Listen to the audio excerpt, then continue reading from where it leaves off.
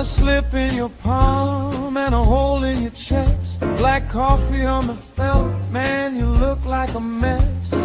3-team parlay turned to dust in your hand. Now you stare at the chips like they made you this man. But don't you go quiet, don't you fade from the floor. Your name still means something to somebody for sure. Put the glass down, baby. Look at me now. Hold on, hold on. Not tonight, not now. Hold on. Let me pull you out. That bell bites hard, but it don't get the crown.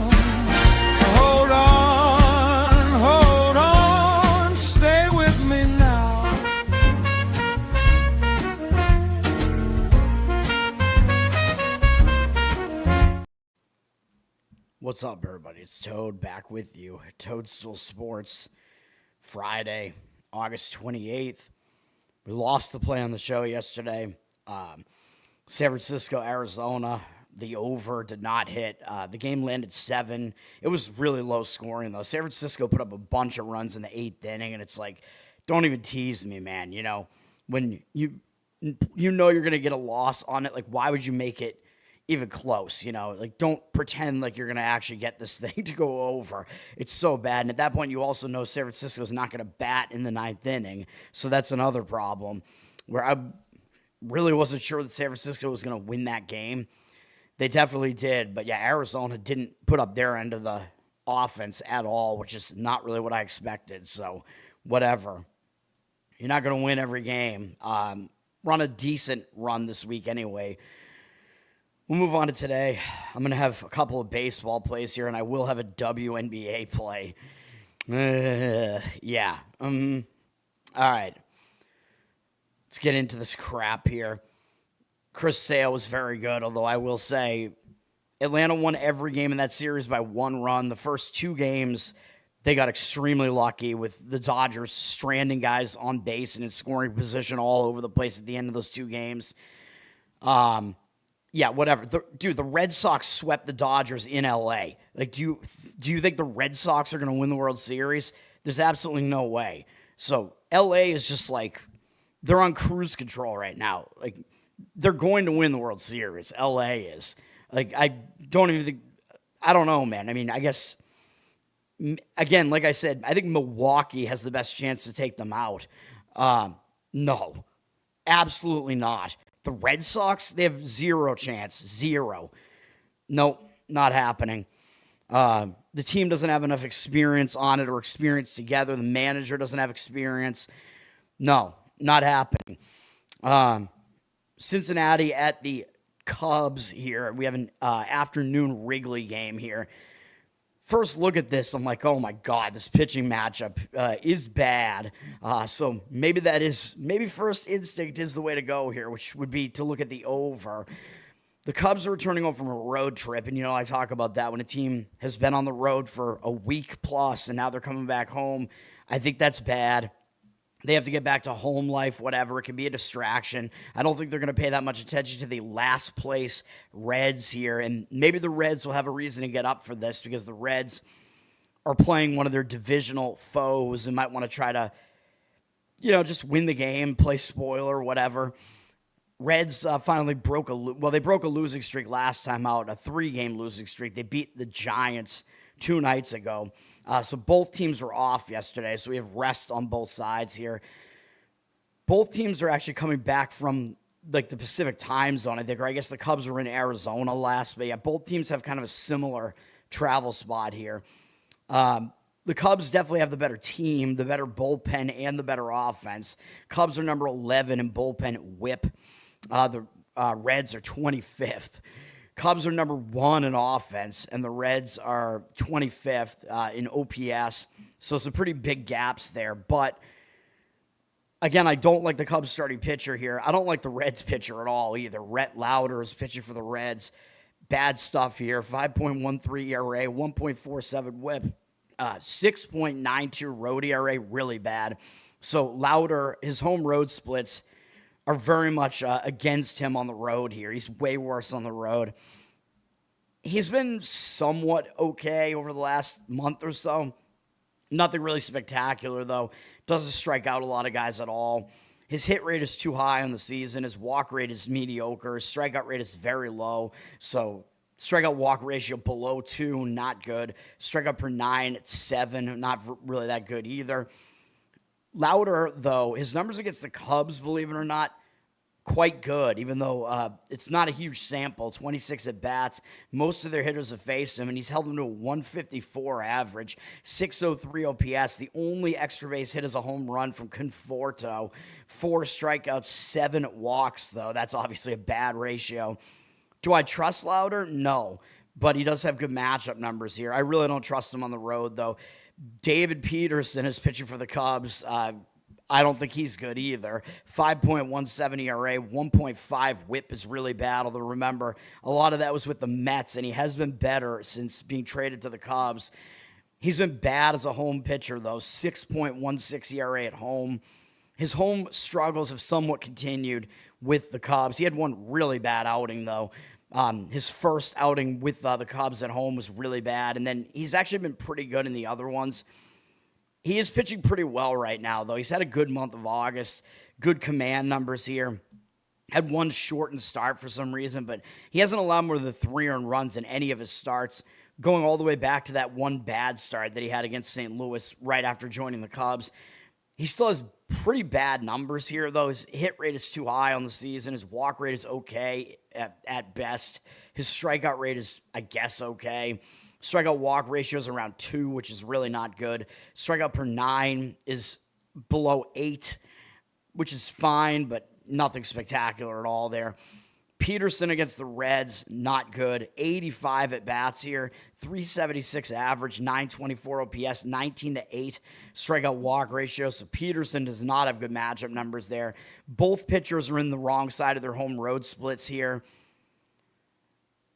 I think the 2 ways to play this game are either to take the Reds' first 5, even though, do you really want to trust Rhett Lauder, though? I don't know, but the money does seem to agree with this. And remember, it is the Cubs returning home from a road trip, and Lauder has the better matchup numbers. So there are some indicators that the Reds are possibly one of the right ways to play this game. 89% of the tickets, 65% of the cash on the Cubs. The money agrees with this. The Cubs are a big favorite. They dropped from minus 200 down into the minus 180s. So some of the money is basically just saying, well, we think there's value here on the Reds. If you're going to do it, I would say play like the run line in the first 5 and just focus on Lauder, possibly being able to outpitch Peterson there. Take the half run with the Reds in the first 5. Possibly the better way to play this game is to just take it over, though.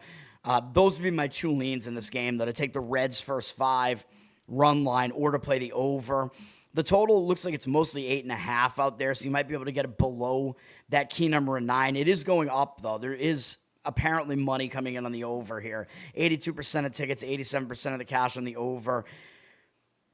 Some books will have the 8.5 juiced, like minus 120 on the over. That's probably what I would do. Like get it below that key number of 9 at least.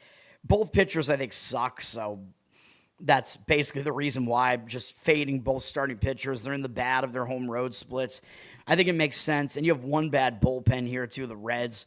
But the bullpens are rested because the teams didn't play yesterday. And, a lot of times I look towards unders after rest, which maybe I should have. Well, no, there wasn't any rest factored into the game yesterday. I don't know what I'm saying. But when there is rest, like the hitting could cool off a little bit and you get rested bullpens. So the unders make a little bit more sense sometimes. And the Chicago spot there, the hitters might be thrown off a little bit by the return home spot. So there are some things that give me some pause on all of that. But yeah, those would be my opinions on that game. Dodgers at Detroit. Detroit has a rest advantage here. Detroit's staying at home, and they did not play yesterday. You might think the Dodgers should bounce back here because they just got swept. But I don't know, man. I mean, they played yesterday, so they have a rest disadvantage. They have to travel, whereas Detroit does not. So there are definitely some advantages to Detroit here. And motivation probably should be on Detroit's side here too because they're still trying to make the playoffs, if you think that they still are. Dodgers are kind of on cruise control right now, man, I think. The Dodgers don't really have that good of a bullpen. They used one guy out of it yesterday. Of course, Detroit was off. Dodgers are ranked 12th. Tigers 14th. But I think Detroit has the better bullpen. Their ERA is a bit better than the Dodgers, and the whip isn't that far off. Dodgers are the better offense. They're number 2 offensively, and they are good on the road. Detroit is, where are they? 16th, tied with Baltimore and Kansas City. So, yeah, Dodgers definitely have the better offense. And then, of course, the Dodgers do have a huge pitching edge here, though, because Tarek Skubal is pitching, and he might get up for this because you know what this is. He's pitching against his former team for the first time. So the team that just got rid of him, Skubal gets to play against them. He's probably going to get a little bit extra motivated for this game. And he's had a good season, 2.91 ERA, 0.95 whip. He's been better on the road, 2.15 road ERA. However, he's pitching in his former home, and at home he was a little bit worse, 3.53 home ERA, so maybe he's not going to pitch as well in this stadium. I don't know. It's weird, like looking at his home numbers that came in this stadium, but now he's a road pitcher in this stadium, so what does that mean? I don't know. But he is pitching well right now for the Dodgers. He's basically been good since they got him. All of his starts have been good, so there's nothing to really complain about here. He's got a low hit rate, low walk rate, high strikeout rate. All these numbers are good. Strikeout per 9, or a strikeout walk ratio, is 7, which is quite high, really high, and almost an 11 strikeout per 9, so that's also really good. Skubal against Detroit. They're not going to have that many hitters who have faced him because he spent his whole career there. The guys that have faced him actually have hit him well, though, which is Baez, Jokes, and Torres. They have 15 at-bats against him. They have a 467 average, 1246 OPS against him, 2 strikeouts and 3 walks. All the walks are Torres. Does that mean Skubal's going to pitch poorly here? No. I don't think he will, but there are some indicators that maybe it's not the best matchup for him, and maybe not the best location for him, although he might get extra excited for this. And on the other side, Drew Anderson is listed as the starter for Detroit, so this is basically a bullpen-ish game for them. Anderson is mediocre, 4.09 ERA, 1.29 whip. He was in the bullpen for most of the year. He is good at home, though, 3.19 home ERA. And since he's been kind of starting, they're kind of letting him go a little bit deeper. He's pitching pretty efficiently. They're letting him go like 70, 75 pitches, and he's getting through 5 innings now in some of these outings. So he's not pitching that badly. So he goes out there and he's kind of serviceable, and he's not really killing them right now. He's going up against a really good Dodger offense here, though. They only have 3 guys who have faced him. They're only a combined 1 for 3 off him. Freeman has the only hit with a double. 1 strikeout here from Ohtani. No walks. Not a huge sample. There's no huge sample to look at here. Dodgers are a massive favorite, though. By the way, I think if you're going to play this game, I would say pick Skubal must start, but don't pick a starter for Detroit because they might put an opener in front of Anderson or something like that. Like, Anderson will probably get the bulk of the workload, but we don't know. I don't think we know absolutely that he's going to start this game. I think he probably will, though. Minus 200 is around where the price is for LA here. Way too heavy of a price, especially with a team that, you're getting taxed for that, right? It's the Dodgers with Skubal on the mound. You know that line is going to be juiced up. 84% of the tickets, 66% of the cash on LA, and they don't have the rest advantage here, like I said. So it sounds maybe kind of crazy, but I don't know, man. I think the way to play this game is maybe to take a shot with the Tigers. I would say full game, take them plus the 1.5 runs. You probably get a decent price on that. If they're losing, they'll get to bat in the 9th inning and maybe be able to pull within that number if they're behind. I think Detroit might have the bullpen edge here, even though the Dodgers only used 1 guy out of the bullpen yesterday. But yeah, I think that is what I would do if I was going to play this game. I would play Detroit plus the 1.5 on the run line there. The total's low. It's at 7.5, so odds makers think it's going to be a low-scoring game. And when it's a low-scoring game, that means the underdog has a better chance to hang around. And the market read seems to be indicating towards Detroit. The money seems to kind of be indicating towards an under. with more of the ticket percentage on the over here. I don't know about that. I don't really have a great feel for the total there. I mean, it's possible, I guess. I mean, you have two okay bullpens here. The pitching setup might actually not be horrible. Obviously, I don't think Scooble is going to be that bad. But, yeah, I mean, I still think the better way to play it is to play the situation in that one. Because, to me, it doesn't seem – I mean, it looks like on the surface there's a huge matchup edge there. But the fact the price is so high and given what the situation is, yeah, I think Detroit run line might make sense there. All right, Miami and Washington. Washington played yesterday, and they split the series with the Rockies. They're staying at home, and the Marlins have a rest advantage here.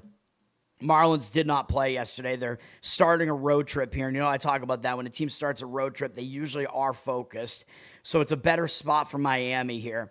However, Washington just got swept in Miami before that Rockies series, so Washington might show up for this because it's a little bit of quick revenge or what have you here. Although Miami might have more motivation because they're still kind of fighting for a playoff spot and Washington isn't. So there might be more motivation from Miami for that reason. But again, because Washington just got swept by them, that might motivate them a little bit. However, if you look at the starting pitching, it's like pretty obvious Miami has the better starting pitcher here, and that's a major part of the reason why Miami's favored like this on the road and maybe favored too heavily. But they got the rest advantage here, which is probably also factoring in. Washington, not only is their bullpen not good, but they've used a lot of guys over the last couple of days. They used 4 guys yesterday. This is a used bullpen right now, so they definitely are at a bullpen disadvantage here. Washington, 26th in bullpen. Miami is 6th, although I don't think they're that good, but still, there is a pretty big bullpen edge for Miami here. Miami offensively is 11th, and Washington is 3rd. So Washington's a little bit better in that department. Miami's going with Yuri Perez here, who is one of their better pitchers. 3.17 ERA, 1.11 whip. He's kind of similar home and away. His ERA is worse on the road, 3.53. He's more walk heavy on the road, and that's the problem. Like, his opponent batting average is actually better on the road, but he's wild on the road, so that's what's going on with him. He's been too wild recently, though. Like, he's striking out a pretty good amount of guys here, and he's not allowing a lot of runs. He's allowed 1 run over his last 3 starts combined, and Miami's won all 3 of them. But he's walking too many guys, and he's kind of getting away with it because he's been really hard to hit. It's kind of the way that he pitches, although he's actually gotten his walk number down this year. He's been very hard to hit. His hit rate's low. His walk rate is too high. His strikeout rate is pretty good. That is high. So strikeout walk ratio, it's actually the lowest that it's been in his career. This year it's below 3, which is not really that good. Strikeout per 9 is good. It's approaching 10, which is similar to what he's done throughout his career. His numbers against Washington are kind of mediocre, though. 55 at-bats, 255 average, 826 OPS isn't that good. They've hit him fairly well. 10-5 strikeout walk ratio, so I don't really know if I want to come in and back Perez at this price. But Jackson Kent is pitching for Washington.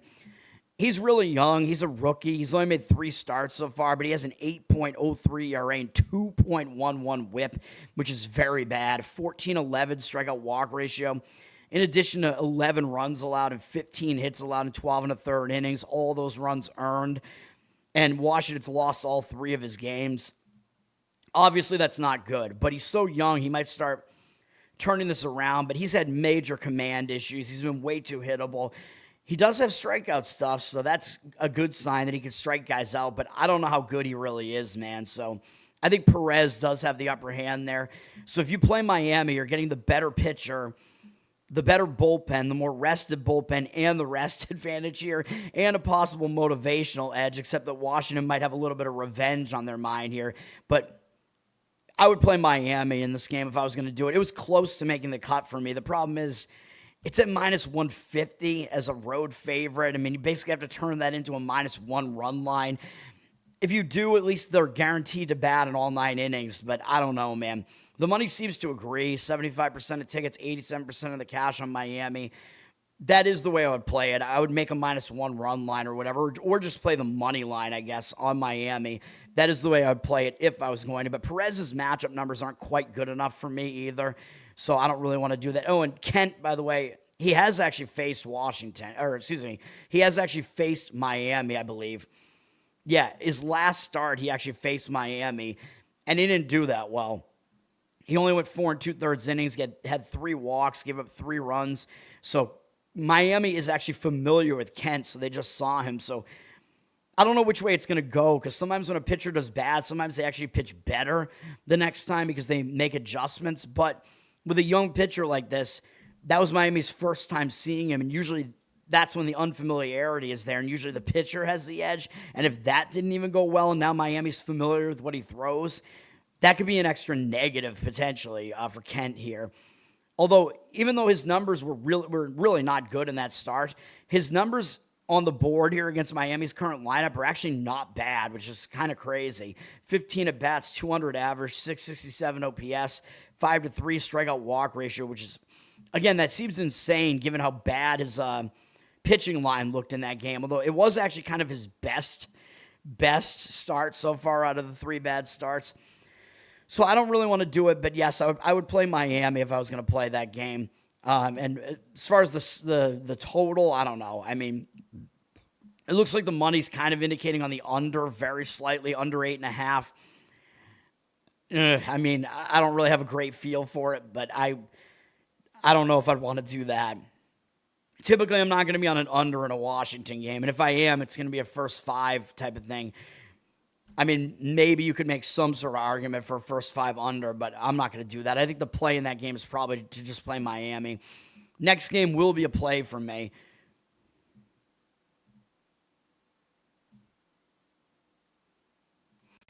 And nobody's going to like this, I don't think. We're going to take the Mets again. I've been taking the Mets a decent amount, and I think it's turned out okay. I mean, I think they're just an undervalued commodity. We're going to fade the Houston Astros here. Both these teams played yesterday, but the Mets are staying at home, so the Mets have a little bit of a travel edge. The Mets just got blasted by Milwaukee. I mean, nobody expected the Mets to beat Mizurowski yesterday, you know. I did say the over made some sense in that game, and it did go over. Mizurowski had a good start. Mets were able to put a couple on the board, and Milwaukee put up a bunch, so it did go over. The Mets are staying at home now, coming off those losses. The Mets seem like they're still putting in effort, you know what I mean? Like, they've actually been playing better since they realized they were out of it, so I think the effort will be there. They get a chance to maybe play spoiler here. Now, Houston does have motivation here, right? Like, they're winning the AL West right now. They're probably going to need to win this division to make the playoffs. But Houston's coming off a winning series against the Yankees. They just won against the Yankees yesterday. So, yeah, they're staying in New York, so they're basically staying where they are, too. So there isn't really a travel edge here for either team.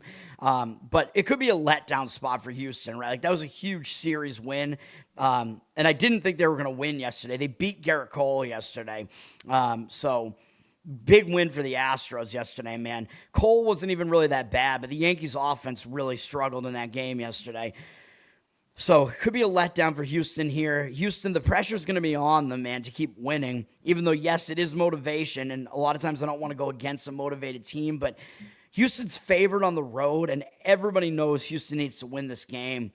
And I think it's a letdown spot for them, and I think we're actually getting the starting pitching edge here, even though I kind of like both of these starting pitchers, but I actually prefer Scott in this game, and I've backed him multiple times this year. The Mets only used 2 guys out of the bullpen yesterday. They have the better bullpen, and so I'm going to just leave them in. Houston used 3 guys out of their bullpen yesterday, and they used I believe Hader is their closer, and they used him yesterday. So I'm fine with backing the Mets full game here. Mets are number 9 in bullpen, Houston 13. The Mets do have the better bullpen ERA by almost half a run, so I'll leave their bullpen in. Houston does have the better offense. There's no question about that. They're number 9, tied with the Red Sox. The Mets are number 26. So, yes, Houston does have the better offense, but the Mets have come around a little bit on the offensive side since the All-Star break, and I think good pitching can defeat good hitting. And we're actually going to fade Hunter Brown here, even though I like Brown. I think he's a talented pitcher, but coming back from injury, he's had some major issues with his control. His ERA is pretty good, 3.51, but that's not what he is supposed to the last couple of years, or he's been better than this. And his whip is really kind of, I mean, it's not good at 1.33. He's been a little bit better on the road, a 3 ERA on the road, but even so, he's having a lot of wildness issues here, man. Even though he's striking out a lot of guys, he's not going deep into his outings here. Houston has lost his last 4 starts, by the way. Houston's lost every one of his starts this month, so they're not winning behind him, even though a lot of it is that their offense isn't putting up their end. But he's walking way too many guys here. A 21-13 strikeout walk ratio, that's not going to cut it. He's getting a little bit lucky that he's not allowing more runs here. He's hard to hit. He's got a low hit rate on the season, but his walk rate is really high, and his strikeout rate is good. He's a good strikeout pitcher, but his strikeout walk ratio is awful, 1.8. That's the worst that it's been in his entire career. Really bad. And his strikeouts per 9 is one of the lowest that he's had as well, even though it's above 9, which is still good, but he's having some issues here. And kind of the clincher for me on fading him here was he's actually not good against the Mets. They have 59 at-bats against him, although 25 of them are from Semien because he was in the division. Semien was on Texas. Semien has absolutely destroyed Brown, though. And these guys have a 356 average, 879 OPS against them, although they do have 21 strikeouts and 3 walks. So the strikeout walk ratio is really good there. But Brown's overall numbers here are not very good against the Mets. I think he's vulnerable here. And some of those numbers were back when he was a better pitcher. We're going to back Christian Scott here instead, man. Scott, 3.73 ERA, although I know his whip is similar to Brown's, 1.32, which I don't love. But Scott has a better home ERA, 3.38, although his opponent batting average is a little bit worse at home. He wasn't good last time out against the White Sox, but he was pitching reasonably well leading into that, although he had kind of a bad start against Atlanta in here too. But he's kind of been the opposite of Brown this month, where the Mets have won all 4 of Scott's starts this month. So Houston's 0-4 in Brown's last 4 starts. The Mets are 4-0 in Scott's last 4 starts. So I'm hoping that trend continues here. And Scott's had the way better ratio here this month, 26-9 in 20 innings, although he's been a little bit too hittable here. But his command has been better than Brown's here. Scott's got a fairly low hit rate here. He has a lower walk rate than Brown does, even if it's not excellent. And his strikeout rate is actually higher than Brown's. Scott's got the better strikeout walk ratio. It's close to 3, which is much more reasonable. And 11.2 strikeouts per 9 is really nice. Scott has pitched against Houston very briefly. They have 3 hitters who have faced him. They only have 1 hit. Paredes has a single against him. They're 1 for 7 off him. Only 1 strikeout, 1 walk. But still, it's they have not done much against Scott. So I say we back the Mets here, man. I think the situational edge is there for the Mets. The money seems to agree with this. Houston, I think, is just too heavily priced here in a spot like this on the road, minus 120 something. Everybody knows Houston needs to win, and I think that needs to win is kind of built into the price a little bit. 74% of tickets, 56% of the cash on Houston. So the money seems to agree, and the money is heavily backing the under here as well, and the total is basically 7.5. So another situation where I kind of like an underdog for that reason. You know what I mean? If the total's low and the money's expecting the under to come in, that means the underdog definitely has a good chance to hang around. So it means there's probably some value there. And I think you could probably argue the Mets have the better pitching throughout this game. You know what I mean? I just made that argument. So, yeah, and you're getting that team as an underdog, plus the spot is a little bit better for them. Let's do it. Let's take the Mets on the money line. You can get it around plus 110 there. All right. Next game is Kansas City, Cleveland. Kansas City bounced back and won yesterday after they lost their win streak. They won 13-2 yesterday against the pretty bad Toronto Blue Jays. I told you I did not want to fade Kansas City, even though they lost that win streak, and it could have been a momentum stopper. Noah Cameron had good road numbers. Like, he looked like he was the better pitcher in that game, and he was. So I think I leaned Kansas City first 5 in that game, and I'm assuming that was correct. Kansas City is now coming into Cleveland. Kansas City might get up for this because it's a divisional series. They get a chance to play spoiler here against a team that's fighting for the playoffs. But, of course, Cleveland is fighting for the playoffs, and they have a rest edge here. Cleveland did not play yesterday. So Cleveland has a couple of advantages here. Although the fact that Cleveland needs to win might be factored into the line here, you know what I mean? Which is going to be part of the reason why they're favored.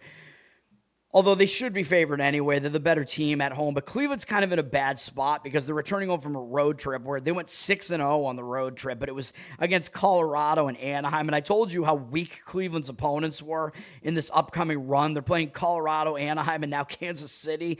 So I thought that would help Cleveland's cause, and it is. They're hanging around here in the division, not far off behind Chicago here. So Cleveland does need to keep winning, but a return home spot's not good, man. You know, I talk about that, traveling across multiple time zones, too. Even though going east is easier because on your biological clock, it's like, oh, we're playing like kind of an afternoon game, which is still fine. But still, it's a distracted spot. Like, Cleveland might not totally show up for a series against the Royals, you know, because even though they've been hot recently, they're still the last place Royals, you know. So kind of hard to get up for a team like that. But Cleveland does have the rest advantage here, like I said, and the motivational edge. Kansas City does not have the better bullpen. They used 3 guys out of the bullpen yesterday. Cleveland definitely has a bullpen edge, plus the rest there. Cleveland's 15th in bullpen. Kansas City is dead last, however. As I always say, they're still better than the A's, but they're the second worst bullpen. Offensively, Kansas City is the better team. They've moved up to 16th, tied with Baltimore and Detroit because of that outburst they had in that series. Cleveland is 27th. They're definitely a weak offense. But the offense might be kind of hard to come by in this game. I looked at the starting pitching matchup, and my thought was that this game looks like an under. Michael Wacha's pitching for Kansas City. He's had a good career, man. He's been a pretty effective pitcher, even though he flies under the radar because he's not a strikeout guy, so a lot of times he's good to bet on. He's got a 3.49 ERA this year, 1.13 whip. Those are good numbers. He's not really as good on the road, though, 3.89 road ERA, which is still not bad, but he is better at home. He's in good form right now for the most part. He's not striking out a lot of guys, but he's not putting a lot of guys on base at all. He's going reasonably deep in some of these outings, not allowing that many runs. He's been pretty good. Since the All-Star break, he hasn't had a bad start, really. So maybe, I guess, this one against the A's was slightly bad, but not really that bad. He's got a low hit rate here. His walk rate is kind of mediocre. He does allow too many home runs in here, though. And he doesn't really strike guys out, so that means his strikeout-walk ratio is not really going to be that good. It is 3, actually. I guess I can't do the math anymore. 3 is not that bad. So he is actually not walking that many guys. I get thrown off by seeing that walk number compared to the number of innings. I'm like, oh, wait a minute, wait. And then, his strikeout per 9 is basically, it's kind of around where it's been throughout his career. It's a little bit lower than that, but it's 7, which is similar to what he usually does. So not a huge strikeout guy, but he's effective anyway. Against Cleveland, very weak offense in Cleveland. Wacha has had the upper hand against them in 107 career at-bats, 243 average, 638 OPS, 17-9 strikeout walk ratio is not good, but the rest of those numbers are good. So I think Wacha could have a good start here. Tanner Bybee is on the other side for Cleveland. He's had a pretty good season, although his record doesn't look good because he gets no run support this year, but his numbers are good. 3.97 ERA, 1.14 whip. He's very similar home and away. It doesn't really matter. He's slightly better at home, though. Good last couple of starts from him. He's been all right recently. Had a couple of kind of iffy starts before that, but he still had really good command this month. 23-6 strikeout walk ratio this month kind of indicates that his ERA should be a little bit better than it is this month at 4.88. He's not really putting guys on base. He hasn't been that hittable either, so I think that's a little bit misleading what that ERA looks like. He's only allowed more than 3 earned runs once since the very beginning of July, and he's only allowed it twice going all the way back until late May. So he's pitching pretty well here. He's not allowing a lot of runs. Hit rate is pretty low. Walk rate isn't too bad either. Strikeout rate is all right. So his strikeout walk rate, his strikeout rate's actually kind of low, but his strikeout walk ratio is all right. It's like close to 3. His strikeout per 9 has gone down a bit this year. It's around 7, where it was 8 last year. But maybe he's just pitching a little bit differently, trying to figure out how to pitch a little bit more effectively, although he's been pretty similar to what he was last year, though.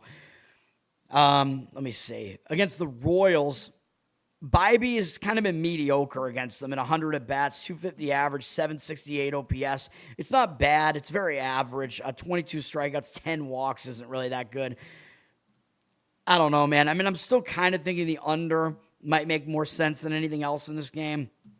The under is getting a lot of money. The total is pretty low. It's 7.5 juice to the under, and it dropped from an 8 juice to the under. So there is some real money coming in on the under in this game, and I do agree with it. 55% of tickets on the over, 87% of the cash on the under. I definitely consider this one, but I don't love Bibby's numbers there. I don't know. Something felt a little bit off about this, but the offenses might help you out with getting this under here. I mean, Kansas City, their offense is bad on the road. Cleveland is just not good in general offensively, but the problem is if you go full game on this, you have to deal with the Kansas City bullpen, which I wouldn't really want to do. So I think if I was going to play this game at all, I think I would have to make it a first 5 under. And if you're doing that, you're going to be looking at a 3.5 most likely. I just don't love it enough, so it's not going to make my card, but I think that's the best way to play this game is first 5 under. The money's coming in on Cleveland, 71% of tickets, 87% of the cash on them at minus 130 or so. I actually disagree with that. Even though Cleveland does have a rest advantage here, they're returning home from the road. I think the pressure is kind of on them. I think they might overlook Kansas City a little. Kansas City's playing a bit better right now. I know they played yesterday, but I think Kansas City first 5 might be worth a look here. Walker, he's got the better matchup numbers over Bybee here.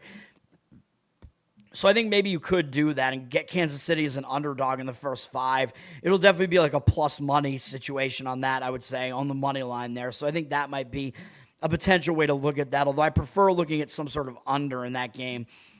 San Diego and Tampa Bay, these teams both were off yesterday. Tampa Bay is returning home from a road trip, though.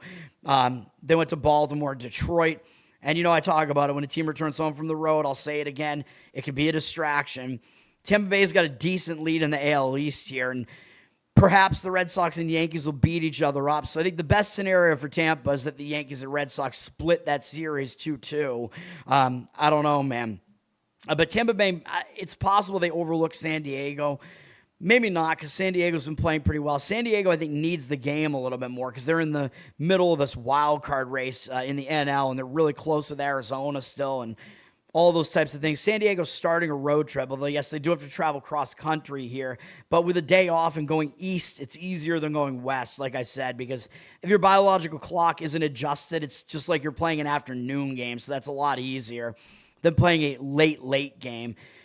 So San Diego might be in okay shape here. However, I do think Tampa Bay has the better of the starting pitching matchup here. The bullpens, Tampa Bay is ranked higher at number 3, but they are not the better bullpen. San Diego's ranked 7. San Diego's ERA is more than half run better. San Diego's got the better bullpen here, so I am disagreeing with this whip arrangement here. Tampa Bay does have the better offense. They're number 7, tied with the White Sox. San Diego, like I said, they've been better since the All-Star break, but overall they're still 23rd, although better form recently. Casey Mize is pitching for San Diego. They picked him up at the trade deadline. Probably a decent move for them because they really needed some starting pitching. It looks like they might be getting Joe Musgrove back at some point. I forgot about him, but he might come back, and San Diego definitely needs him back. Like, they need some of these starting pitchers. Mize has had a decent season, mostly with Detroit. 3.44 ERA, 1.09 whip. He's been worse on the road, though. 3.93 road ERA. Still not bad, though. But he's only made 4 starts with San Diego, and 2 of them were bad. Had a bad road start against Arizona. Then he settled down and had 2 good starts. And one of those we won on an under, I think, or maybe both of them we did. I forget. Against Milwaukee and Cleveland. 1 good offense, 1 bad one. But then he had a bad start last time out against Minnesota. Now, Minnesota is familiar with him because he was in their division, but I thought he had good numbers against them, so maybe not a good sign. That was not a good start from Mize, and that was at home. But he is a pretty good pitcher, so maybe he bounces back again. But there are some other causes for alarm here. Since joining San Diego, his strikeout walk ratio is really bad, 10-7. That's awful. And 21 hits allowed in 18 innings. So there's something not quite right here. Even though he's had a decent season, and I think he's pretty good, but I don't know what's going on here, man. Now, his numbers against Tampa Bay, Tampa Bay has had the upper hand against him. He has 29 at-bats against them. Most of their batters have faced him. Tampa Bay has a 4.14 average against him and 12.10 OPS, 5-2 strikeout walk ratio, a bunch of extra base hits in here. Mize has not done well against Tampa, man. So Mize is in the worst of his home road splits here and has a bad matchup. And he's not in good form based on his last start. So I don't like Mize in this spot here. Shane McClanahan is pitching for Tampa Bay. He's had a good season. He's coming back from injury here, man. He came back from injury this season, I'm pretty sure, but I think he got injured again, and now he's trying to come back from that. But he's had a good season, 3.1 ERA, 1.12 whip. He's also had a good career. He's in the better of his home road splits. He's good at home, 2.32 home ERA. He bounced back. He had a bad start 2 starts ago against Baltimore. Had to face Baltimore again. He was good in that start. And we lost on Tampa Bay in that game, even though McClanahan had 5 shutout innings in that one. We would have won if we went first 5. Tampa Bay's bullpen blew it. I'm kind of pissed. Maybe I should have just gone first 5 on it because I thought the bullpens were a little bit of a mystery, a little bit of a wash there. But Tampa was winning 2-0 in the 9th inning, dude, and they fucking lost that game. I think it was maybe the 8th or the 9th, whatever it was. I'm not happy, but McClanahan was good in that start. So he looks like maybe he's coming back into form here. McClanahan against San Diego in his career, 61 at-bats, 197 average allowed, 553 OPS. Only 7 of their hitters have faced him, but most of the key guys in their lineup have faced him, and they haven't done well against him. 19 strikeouts, 5 walks. McClanahan has the better matchup and the better home road splits here, so I think I have to lean Tampa Bay in this one, even though they're returning home from the road, and I don't really like that. Yeah, I mean, maybe Tampa Bay first 5, I guess, because I do think San Diego has the better bullpen here. Tampa Bay is getting the money, 76% of tickets, 90% of the cash on them. They're about minus 130. If you play them in the first 5, you might have to pay a little bit more for it, though. Like, you might be looking at like a minus 140 something. If it gets higher than that, then I would say you might have to actually lay a half run with Tampa in the first 5. I really don't want to do it anyway because I'm almost never going to play a team in a return home spot, but yeah, I think Tampa first 5 is probably the best way to play this game. Just focus on the matchup. Although I do worry about the situation. And there is significant money coming in on the under in this game as well. The total's at 7.5, so the odds makers think it's low scoring as well. And I see the argument for it, obviously. I mean, generally, both these pitchers are good. Generally, you have 2 good bullpens here. You have rest, which helps the under. The return home spot can help the under as well because all of that can kind of cool off the hitting. The bullpens are rested. I don't disagree with the under, but Mize does worry me quite a bit there. So that game's just a stay away from me, man. All right. Dirty Sock, what's up? Thanks for hanging out. All right, we have Red Sox Yankees, the big series of the weekend, and the Red Sox look like they're basically forfeiting this fucking game tonight. This is on Apple TV. The Red Sox are behind the Yankees in the standings, so the Red Sox have pulled to within 2 games of the Yankees. I think they were within 1.5 games a couple days ago. So the Red Sox need to win some games in the series, and I think they're gonna be off to a bad start here, even though the Red Sox have a rest advantage here. Yankees played yesterday, but they're staying at home. The Red Sox are coming in from Miami, but the Red Sox were off yesterday. So yes, the Red Sox do have a rest advantage. Both bullpens are good. The Yankees used 2 guys, but the Yankees did lose Cruz, who's one of their better relief pitchers. So he's not there right now, but the Red Sox have an injured bullpen as well. I don't know if Whitlock's coming back here. Slayton is definitely not coming back anytime soon, I don't think. So the Red Sox have some guys that are missing from their bullpen here. Red Sox are still the number 1 bullpen, and the Yankees are the number 2 bullpen. So we have a bullpen duel going on this weekend between the top 2 bullpens in baseball, but they're both injured. What else was I about to say? The Red Sox seem like they might be getting Roman Anthony back, which he's been hitting well in his rehab in AAA, and he's a good bat, dude. Yeah, I mean, he's supposed to be one of the future guys here, and he looked good when he played last year. He looked really good in the World Baseball Classic as well, so he seems like he may be coming back in this series because he's been playing in AAA, and he played yesterday in AAA as well. So I think Anthony will make an appearance in the series. The question is going to be, who do the Red Sox take out of their roster? And, of course, the all the stupid haters are going to say the Red Sox have to take Duran out of there, like get rid of Duran. There's no way they're going to do that. Duran's one of their Duran's like one of the only guys on the team that has a chance at a 2020, like 20 home run, 20 stolen base season. He's a very aggressive base runner, and he can still hit for power, even though his batting average is bad this year. They're not going to get rid of Duran. Duran just won the last game with a grand slam, or 2 games ago, with a grand slam in the 11th inning.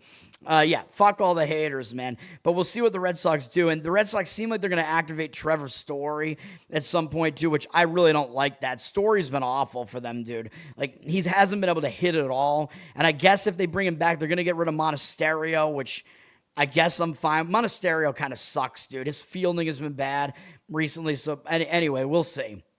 I'm too much of a Red Sox homer here, so I'm going into the details. But anyway, this game, even though the Red Sox have the rest advantage here, I do not think the Red Sox set up well here. It's a starting pitching mismatch that's heavily in favor of the Yankees here. The Red Sox have had the better hitting, though, which is interesting. They've been one of the best offenses since the All-Star break. They're number 9, tied with Houston on the season. The Yankees are 15th. The Yankees have struggled recently, as we know, although they have had some good offensive games recently. But here's my problem. The Red Sox still are rolling Patrick Sandoval out there. Like, do they seriously not have any better option? Like, who's on the AAA roster? You could literally probably just throw a dart at the AAA roster, and whoever you bring up is going to be better than this guy. Sandoval fucking blows, dude. 4.54 ERA. That's not even that good at this point, but his whip is abysmal. 1.76. He's not had a good career. He sucks. He's bad on the road. 5.59 road ERA. His opponent batting average is above 300 across this season, although he hasn't pitched that much. He's made 8 starts, and the Red Sox have won 6 of them. I know. Sandoval's getting really lucky, dude. The fact that he's not allowing that many runs. He got obliterated by Pittsburgh a couple starts ago. He's not good, dude, all right? Like, I don't think there's anything else to say about this. He's got a really high hit rate. He's way too hittable. His walk rate isn't even really very good. His strikeout rate is actually pretty good, so I'll give him that, but that's not good enough. His strikeout walk ratio is in the 2s, not good, really. Low 2s. Strikeout per 9 is good. So that's the only thing good about him is he has strikeout potential. His numbers against the Yankees are actually good. In 40 at-bats, 200 average, 645 OPS. I looked at this earlier and I just had to laugh. It's 7 batters that the Yankees have that have faced him. 7 strikeouts, 1 walk. Do what you want with that info, man. I do not trust Sandoval, even though he does have good matchup numbers here. There's no way I could trust him. And the Yankees are going with Cam Schlittler, who is still the front runner, I think, for the Cy Young in the AL, even though he's been a little bit worse recently. 2.16 ERA, 0.96 whip on the season. He's up there in innings, though, 158 now. And that's what you have to worry about with a young pitcher like him is he starting to fall off a little bit? Well, he does still have a really good strikeout walk ratio, above 5 on the season, which is crazy. 11 strikeouts per 9. That is very, very good, obviously. Schlittler is actually not as good at home, though. 3.71 home ERA. He has significant splits where he's completely elite on the road, and he's not as good at home. And yes, the Yankees ballpark is hitter-friendly. He's still striking out a ton of guys, so it looks like he's not really falling off yet, but he's had too many walks recently. He's had 11 walks in his last 21 1/3 innings, even though he has 28 strikeouts to go along with it. So tons of strikeouts, but his wildness is kind of becoming an issue here. And against Toronto twice in a row, maybe that's not a great sign. He does have a really low hit rate still. Really low, low walk rate, really high strikeout rate, as I already pointed out. All that is good. And he's got good numbers against the Red Sox as well. In 62 at-bats, 194 average allowed, 521 OPS, 19 strikeouts, 3 walks. Do I think the Red Sox are going to win this game? No, I do not. Even though it looks like the money is actually on the Red Sox. 56% of tickets, 92% of the cash on them. The price plummeted on the Yankees from minus 170 down into the minus 150s range. So it looks like there's real money on the Red Sox. I'm not going to do it. The Yankees clearly have the pitching edge here. I don't know what else to say about this. Like, Schlittler is way better than Sandoval. It's not even close. Situationally, I will agree. Situationally, the Red Sox have an edge here, and it's supposed to be a low-scoring game. The total's at 7. The money is slightly backing the over, but the over is very public. You're usually going to see overs being public in like a highly public series like Red Sox, Yankees, where everybody sees these teams as good teams, good offenses, whatever. Public is mostly going to play overs in these games, so you might find some value on unders here. I wouldn't disagree with the under. The total's low. It's at 7. It's low for a reason.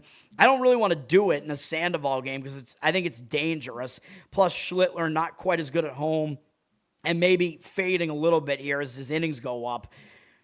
But you saw the matchup numbers, and both bullpens are good, so I think there are more indicators towards an under than an over, and you might see the teams kind of play a little bit tight in the series, you know what I mean? Yankees, by the way, do also have revenge on mind here because they just got swept in a 4-game series in Boston not that long ago, if you remember that, during that Red Sox insane hot streak. The Red Sox had a 4-game sweep over the Yankees in that series. Do I think the Red Sox are going to do that again here? No, obviously not. I don't think they're going to win this game tonight. I think they're going to be starting the series off on in a negative fashion already. Although the money seems to not totally agree with me, so we'll see. But yeah, I mean, I would probably lean towards the Yankees, to be honest, on like a -1 run line. And I would agree with the under, but I don't want to do it, man. All right, Colorado and Atlanta. Garrett, wouldn't it just be baseball if Atlanta sweeps the Dodgers and then they lose to the Rockies? That would be baseball. Atlanta's a huge favorite here, though, but they had a huge series sweep of the Dodgers. Both teams played yesterday, and Atlanta is staying at home, but this could be a letdown for Atlanta, man. I mean, they have a 5-game lead in the NL East right now. They could maybe flip cruise control on here, you know what I mean? It could be a bit of a letdown spot after 4 big wins in a row for Atlanta. Do you really think they're going to pay that much attention to the Rockies? The Rockies are coming in from Washington, so their travel isn't too bad here. They lost yesterday 7-1. They might get up for a game against Atlanta here, and Atlanta does not have one of their, it's not Chris Sale on the mound today. Let's just put it that way. Atlanta does have the better bullpen. There's no question about that, and they used nobody because Chris Sale had a complete game yesterday, so the Atlanta bullpen is good and rested here. Colorado's bullpen is totally unbackable, and they used 3 guys yesterday. So, yes, I would not back Colorado's bullpen.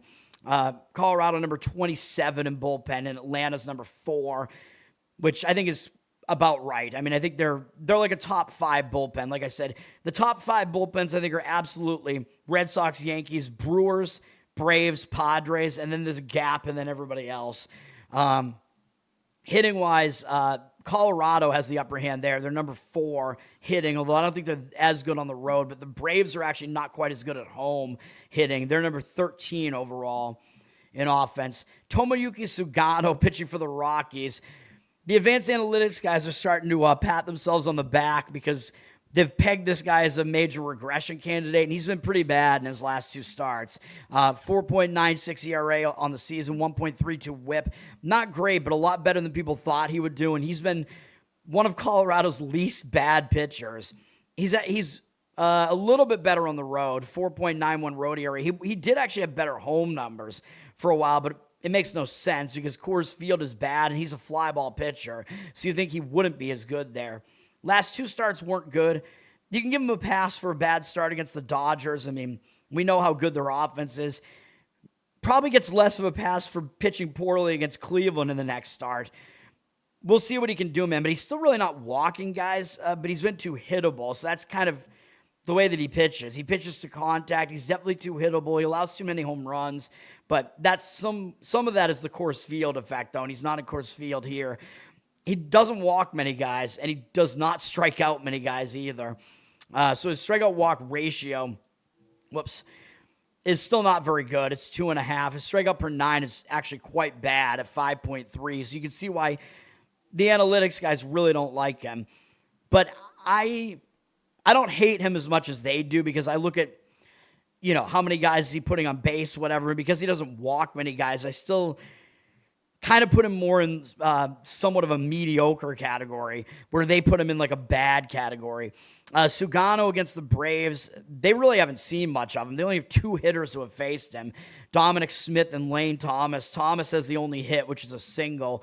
They're 1 for 8 off him with a strikeout. So Sugano has possibly a little bit of an unfamiliarity edge here, even though it's not like he throws stuff that's unfamiliar to anybody really. But maybe he pitches okay here because Atlanta hasn't really seen him, and the guys that haven't really done anything against him. Grant Holmes is pitching for Atlanta. 3.64 ERA, but his whip isn't really that good at 1.32. He's not as good at home, even though last year he was better at home. 4.48 home ERA. So he is a bit fadeable at home, and even though he's allowed 0 runs in 3 of his last 4 starts, I don't know, man. And I think I backed him, didn't I? I think I backed him against the White Sox in his last game, and that was a spot play where the spot was really good for Atlanta. Holmes has some issues here, though, man, even though his ERA is really good this month in the 2s, but a 13-9 strikeout walk ratio on 21 2/3 innings, that's not good. He's just not striking guys out here. So I think that's a little bit of a concerning number there. Numbers overall in the season, he isn't too hittable, so that's good, but he does walk too many guys, and his strikeout rate is not very high. So that's kind of a problem. His strikeout walk ratio is actually quite bad. It's below 2, which is not good. And his strikeout per 9 is in the 7. So both of those numbers are the worst that he's had in his career, which is not good. He's only in his 3rd season, though, although he's 30, so maybe that's not a good sign either. His numbers against the Rockies, though, he's been good against them in 36 at-bats, 222 average, 604 OPS, 16-1 strikeout walk ratio. I do kind of lean Colorado here in the first 5. I would never deal with their bullpen, especially not in a scenario where Atlanta's is rested and clearly the better one. Atlanta's minus 220 something here, though, man, with Grant Holmes on the mound. I mean, Colorado getting no respect in the market. 77% of tickets, 81% of the cash on Atlanta. I think it could be a letdown spot for Atlanta, so I could see the argument for taking Colorado on the run line in the first 5 here, and maybe both pitchers do okay enough that they can get that, or maybe Sugano, does okay enough that you can get there with that one. First 5 Colorado, I would slightly lean that way, and I would slightly lean first 5 under.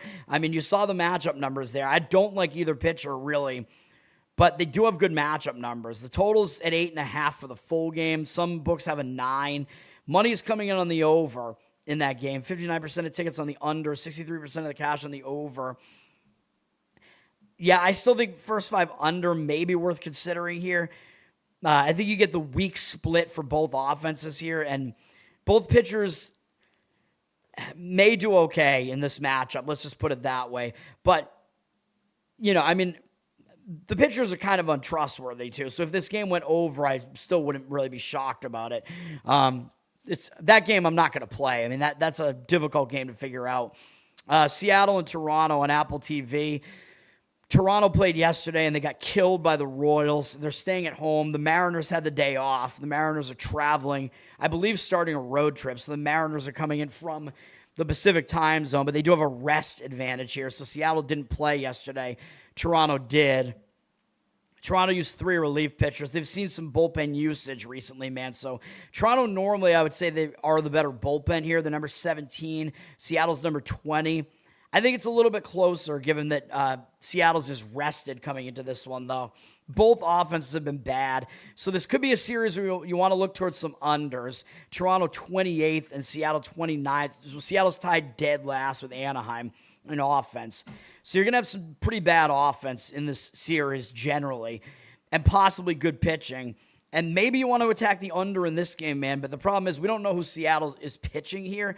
It's supposed to be Emerson Hancock. They haven't decided yet, and I honestly don't know because actually Cade Anderson would be next up in the rotation, I'm pretty sure. And I don't know if they're deciding to kick Hancock out of the rotation, move him to the bullpen. So I actually don't know what Seattle's going to do here.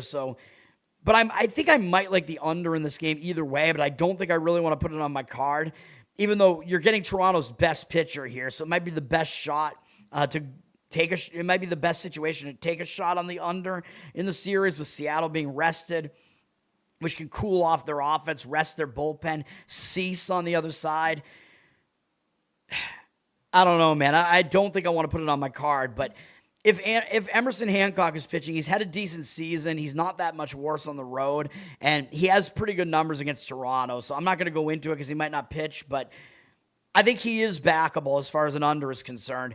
If it's Cade Anderson, Anderson's only made one start so far in his major league career, and he was tearing it up in Double-A, and then Seattle brought him up because they skipped Triple-A in Seattle's org because the AAA stadium's hitter-friendly. I don't know why they do that. Like, I think they should battle test their pitchers in AAA, but whatever.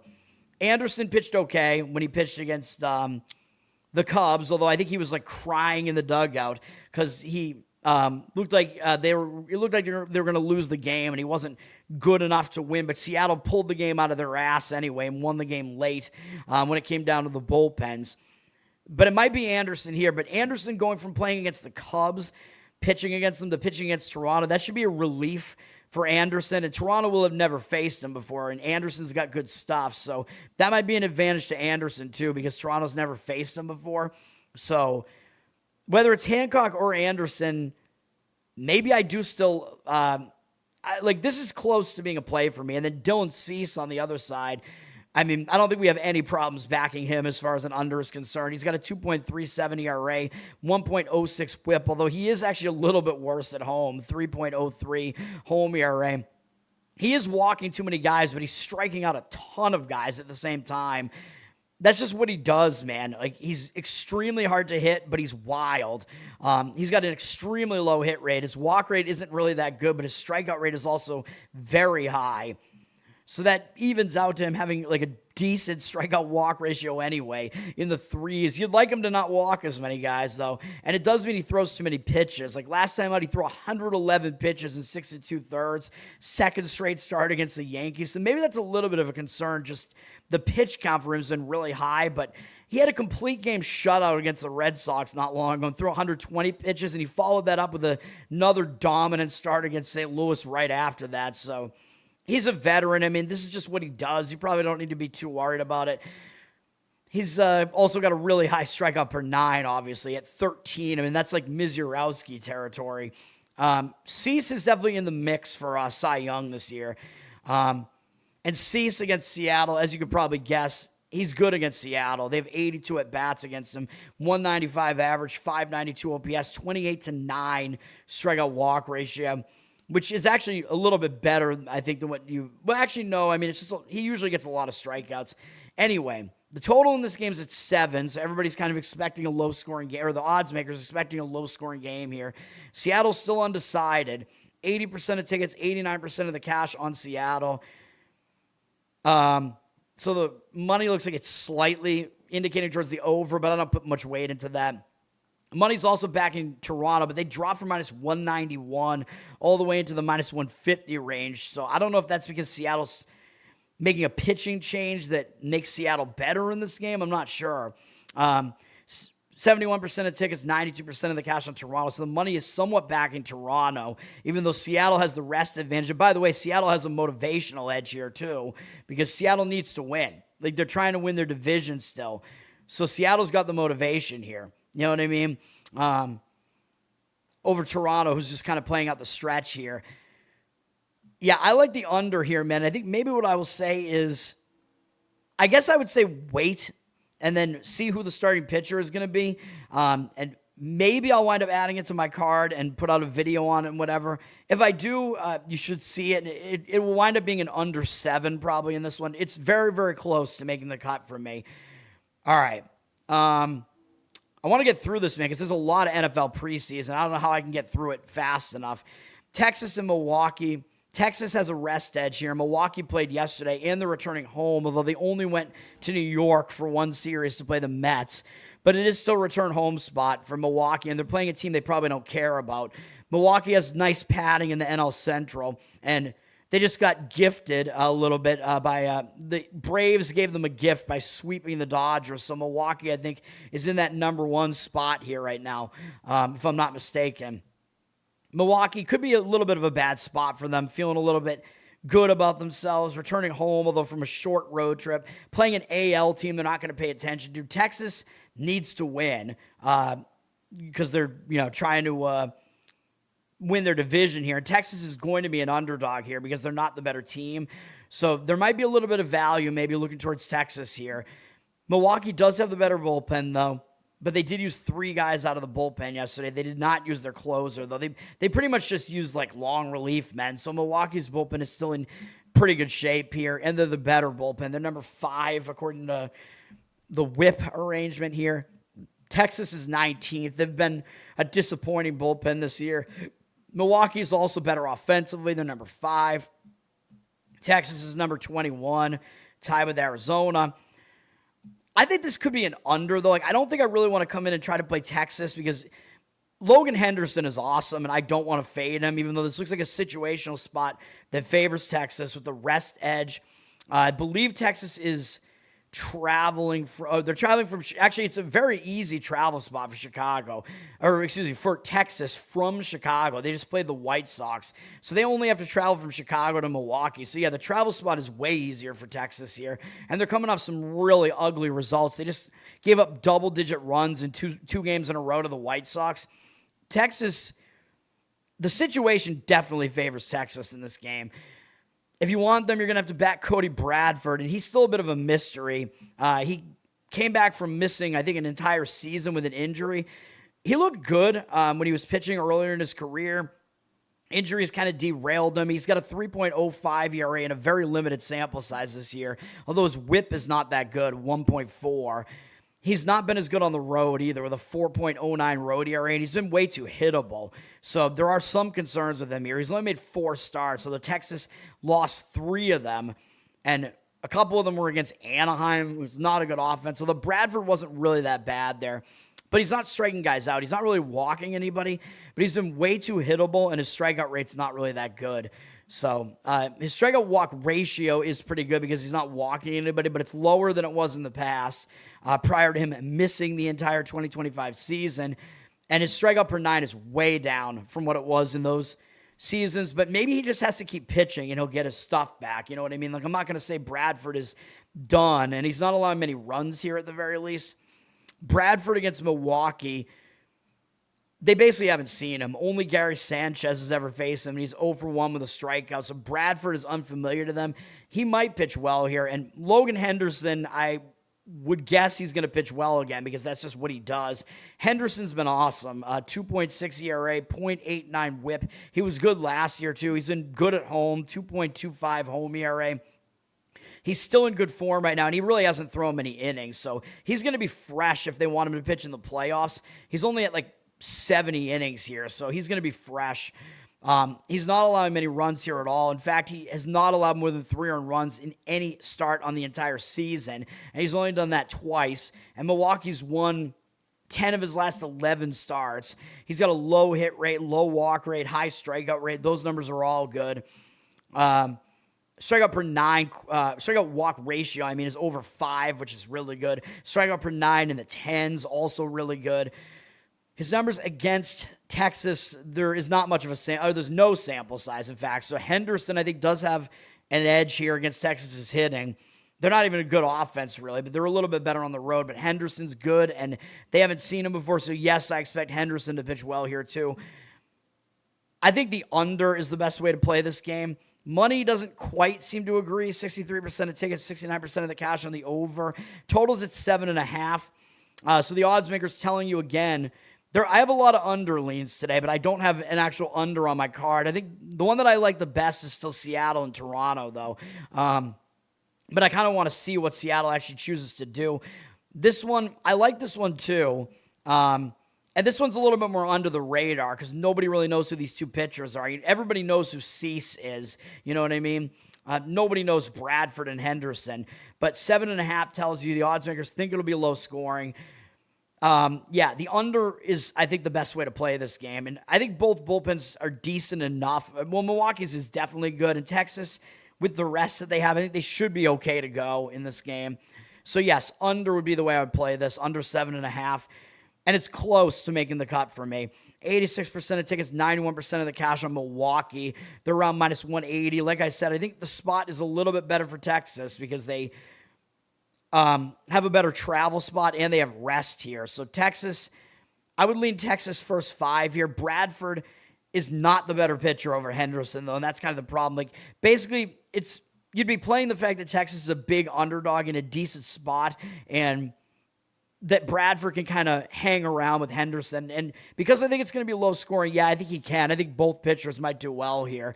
So, yeah, Texas on the half run line in the first 5. I think that is the way to look at the side in this game. I would play the under if I was going to do anything in this game. But, yeah, I do lean to Texas run line first 5 as well. All right, 5 more games. I'm going to take a break. I'll be back. I have one more play in here, and I think I forget what it is, actually. I do have one more play in here, but I'll be right back.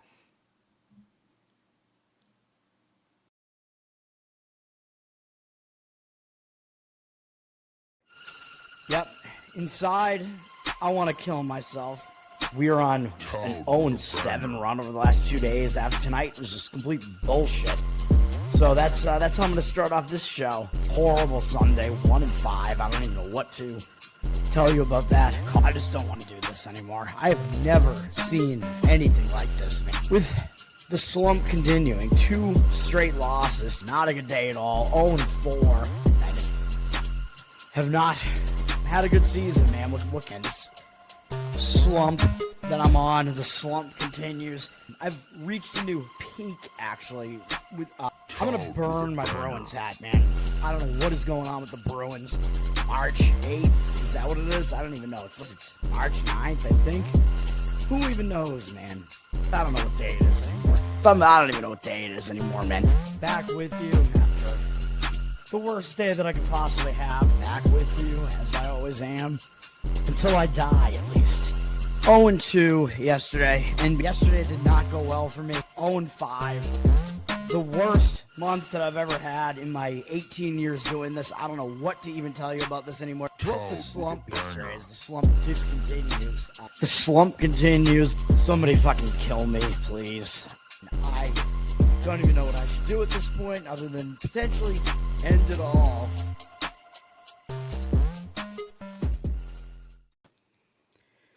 All right, next is White Sox Twins.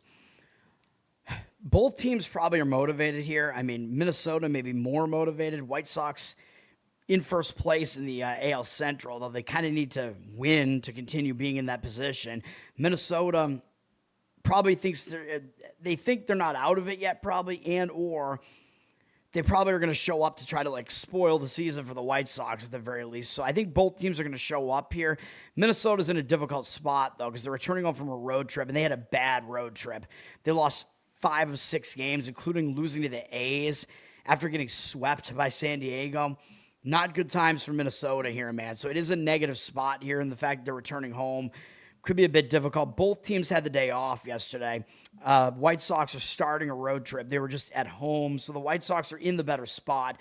You know, I always prefer the team starting a road trip, which is usually a focus spot, over the team returning home, which usually comes with distractions. The White Sox have the better bullpen here. They're number 16. Minnesota is number 28. They're one of the worst. So White Sox do have the edge there. White Sox have been the better offense, too, although both offenses are fairly good. White Sox tied in 7th with Tampa Bay. Minnesota is 12th. White Sox have Luis Castillo pitching. I don't know what we're going to get out of him here, man. He has not had a good season. The Mariners traded him away. He's had a good career, so I don't really know what's going on with him this season, but 5.19 ERA, 1.42 whip, those are not good numbers. He's not good on the road, 5.51 road ERA. Hasn't really pitched well with the White Sox either. He's made 4 starts with the White Sox, and it looked like he was turning it around because he had one really good one against Cincinnati, but since then he's been bad again. So 3 of his 4 starts here with the White Sox have been bad. He's not doing well, although his strikeout walk ratio is actually good, 19-5 with Chicago so far, but he's allowed too many hits, but maybe he's getting a little bit unlucky, but he's definitely been too hittable, and that's been the case over the season. His hit rate is way too high. He's really not walking a lot of guys, and his strikeout rate is somewhat okay, but the hits have been ridiculous. He's got a decent strikeout walk ratio here on the season. It's around 3. It's not too bad. His strikeout per 9 is 8, which is lower than what he usually does, but it's tolerable. I don't know. I don't know what the deal is with him, man. His numbers against Minnesota are pretty good in 123 at bats, 30-9 strikeout walk ratio, 228 average, 654 OPS. Castillo does have a good matchup here at the very least. I don't know if I want to trust him, though. He's in bad form, and he hasn't been good on the road, so I don't know if we could trust him. Dean Kremer on the other side, I don't think I really trust him either, even though his whip actually does indicate that his ERA should be better. 5.22 ERA, but a 1.18 whip is actually pretty good. And he's been good as a home pitcher here, 3.81 home ERA, but a lot of that was with Baltimore. He hasn't pitched that much this season. Baltimore traded him away, and since he's been on Minnesota, he's been fairly good. His walk number's been a little bit high, but the rest of his numbers have been pretty good. He's been hard to hit, although Minnesota's lost 3 of his 4 starts. But he hasn't done that badly. He's allowed more than 2 earned runs only once. He's got pretty low hit rate here. His walk rate's not too bad either. His strikeout rate is right around 1 per inning, which is good. So yeah, he's got a strikeout per 9 that's in the 3, or strikeout walk ratio in the 3s. That's not bad. Strikeout per 9 is like 8, or in the 8s, I guess. That's not, or close to 9 actually. Like I said, that's not bad either. His numbers against the White Sox are actually good as well. 39 at bats, 205 average, 603 OPS, 8-2 strikeout walk ratio. So I first looked at this and my thought was kind of more of like an over thought, because I'm like, oh yeah, I don't really like either of these pitchers right now. This could actually be like an under in the first 5. I mean, you have both teams being rested here. Both pitchers actually have good matchup numbers, believe it or not. This game kind of confuses me. The money is definitely indicating on the over, though. 56% of tickets on the under, 84% of the cash on the over. The total's around 9, so it is that way for a reason. Odds makers think it'll be a high-scoring game. I'm not so sure, man. I mean, I think first 5 under is in consideration in this game based on the matchup numbers. I certainly don't love it. I don't really like either pitcher. Like, I don't really trust either pitcher. If you're going to take the over, I would say at least do it in the full game, though, because Minnesota's bullpen will be your friend if you play the over, which is why I would avoid them if I was going to play the under. The money's also heavily indicating on Minnesota, even though they're in a return home spot. 54% of tickets on the White Sox, 93% of the cash on Minnesota. Minnesota's around minus 120 something here. Now, the line is kind of misleading, right? Like, why would Minnesota be favored here? So the odds makers, they know what they're doing, and you know the public's going to look at this and want to take the White Sox because Minnesota's not playing well, and the White Sox have the better record, so the public's going to play the White Sox here. But I don't know, man. When it's a misleading line like this, I tend to think about it and be like, yeah, like what are the odds makers telling me here? They know the public's going to come in on the White Sox here, and they're okay with that. So they seem to be telling you that Minnesota should win this game. I don't want to do it in a return home spot, but Kremer has been the pitcher in better form. Minnesota's the more desperate team here. So those things, I mean, I guess do kind of indicate towards Minnesota here. I don't think I have much else on it. And Kremer's ERA is misleadingly high, at least I will say that. And he's had a better season than Castillo, although he's pitched less this season. Yeah, so, I mean, I don't really disagree necessarily with Minnesota. Like, I agreed with Tampa, even though they're in a return home spot. I guess I'll agree with Minnesota first 5 as well. I would not play them full game because their bullpen is definitely at a disadvantage. But, yeah, first 5 under possibly, and first 5 Minnesota maybe. Although if you play Minnesota first 5, you're going to be laying a little bit heavier of a price probably. Next game is my last play. It's a spot play, but it is also kind of a matchup play.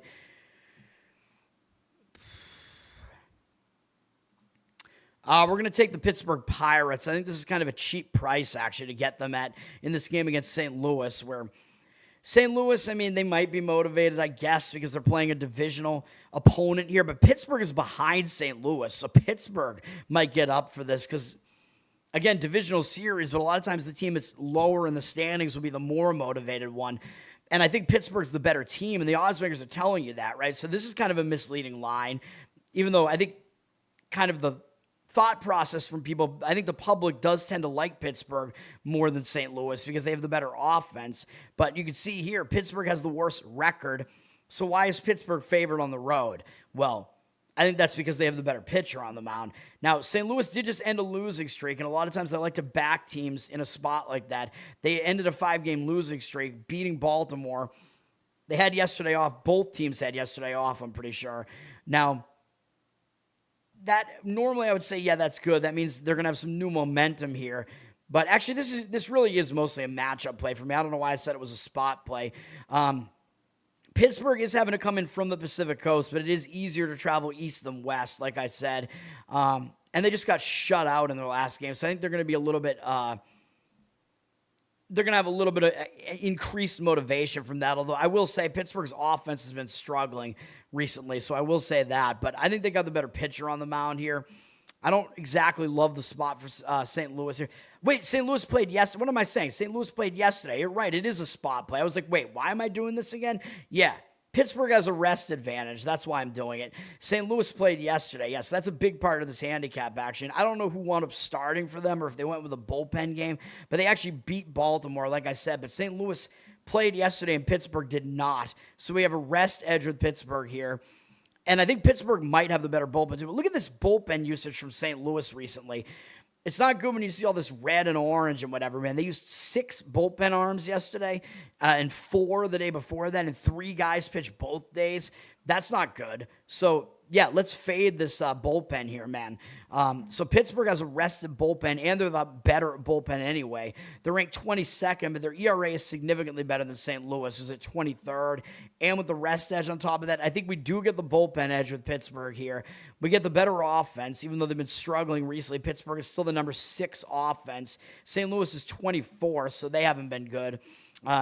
St. Louis at home, I think, is actually quite bad offensively. It's a more pitcher-friendly park.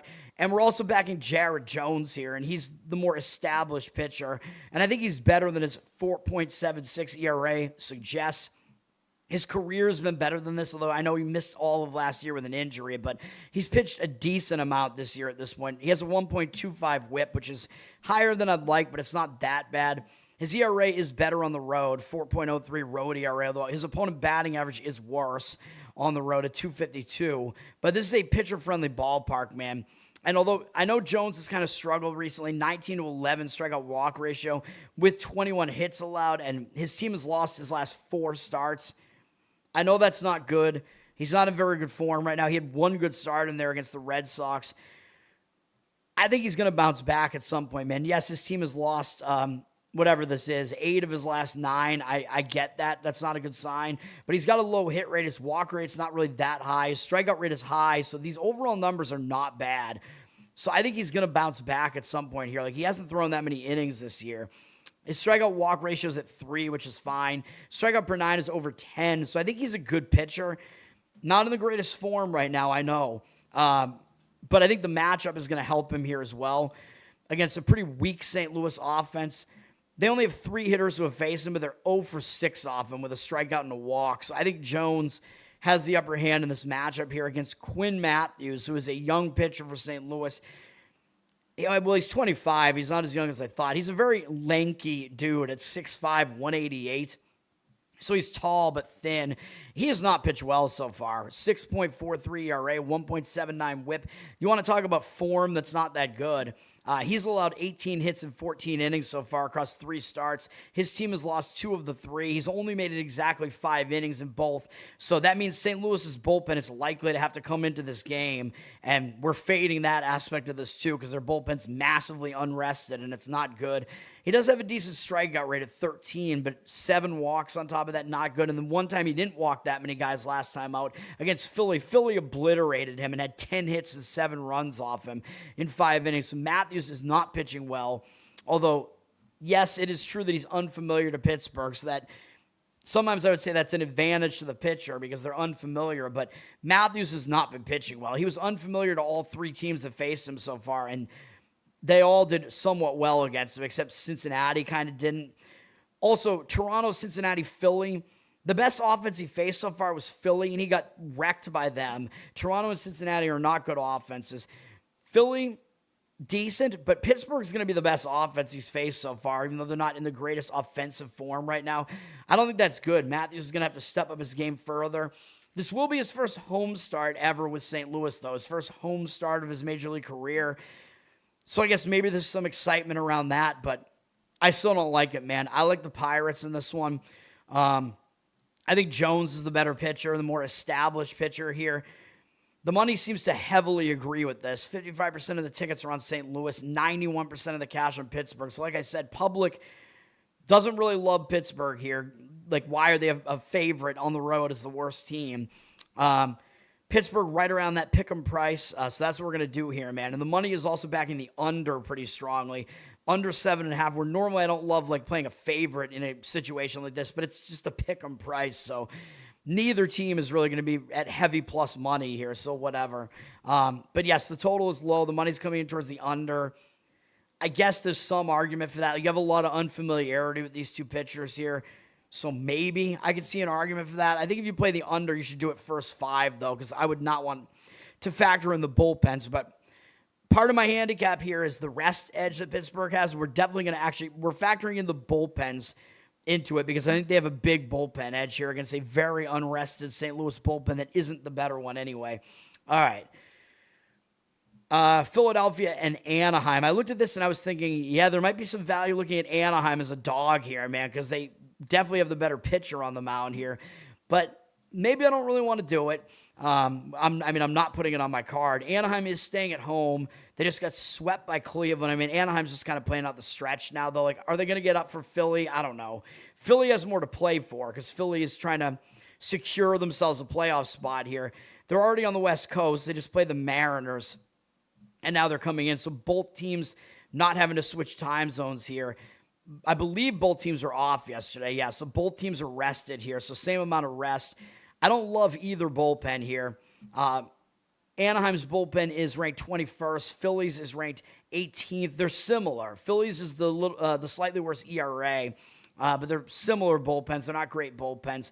Phillies 19th offensively. They're not as good on the road, though, but they are the better offense over Anaheim, who's tied in last with Seattle. Philly's got Andrew Painter on the mound, though, man, and he has not had a good season, although he's young. He's a rookie. 6.04 ERA, 1.48 whip. Obviously, those are not good numbers. He's got he's worse on the road, 6.92 road ERA with almost a 300 batting average on the road. That's not good.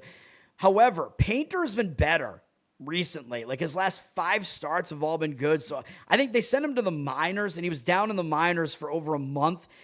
And since he's come back, kind of like with Fott, since Painter has come back, he's been a lot better. He's allowed more than 2 earned runs only one time, and Philadelphia's won his last 3 starts. So he's definitely pitching better. He's got a 20-7 strikeout walk ratio this month, which is a lot better than what he was doing. It's not excellent, but it's not bad. He's coming off probably his best start of his career against St. Louis last time, out of 7-inning, 1-run performance with 8 strikeouts, no walks. So he's actually in decent form right now. So I don't know if I actually want to fade Painter here. And he's facing a really weak lineup that might be a little bit unmotivated. Anaheim has not seen him before. I don't know, man. It seems like Painter changed some things, figured some things out when he was back in the minors. I don't really want to fade him here. I don't want to fade Reed Detmers either, though. I mean, I like Detmers. I think he's good. I think he flies under the radar because he's on a bad team. 3.62 ERA, 1.06 whip. He's better at home. 3.49 home ERA with a 191 opponent batting average at home. He hasn't allowed a run in his last 2 starts, and he's only walked 1 guy over those 14 innings, so he's definitely in good form right now. 27-6 strikeout walk ratio this month, also very good. He's allowed 1 run in his last 3 starts. Granted, 2 of them were against Texas, and 1 was in Texas, and 1 was at home against Kansas City. So those were not difficult matchups. But Detmers is still a good pitcher. He's got a low hit rate. He doesn't really walk that many guys. He strikes out a lot of guys. His strikeout walk ratio is around 4, which is quite good. Strikeout per 9 is in the 10s, which is also good. Definitely a good pitcher, man. Numbers against Philadelphia. They have 26 at-bats against them, but Detmers has actually not done well against them. 385 average, 1,054 OPS, 5 strikeouts, 7 walks, so those are not good numbers.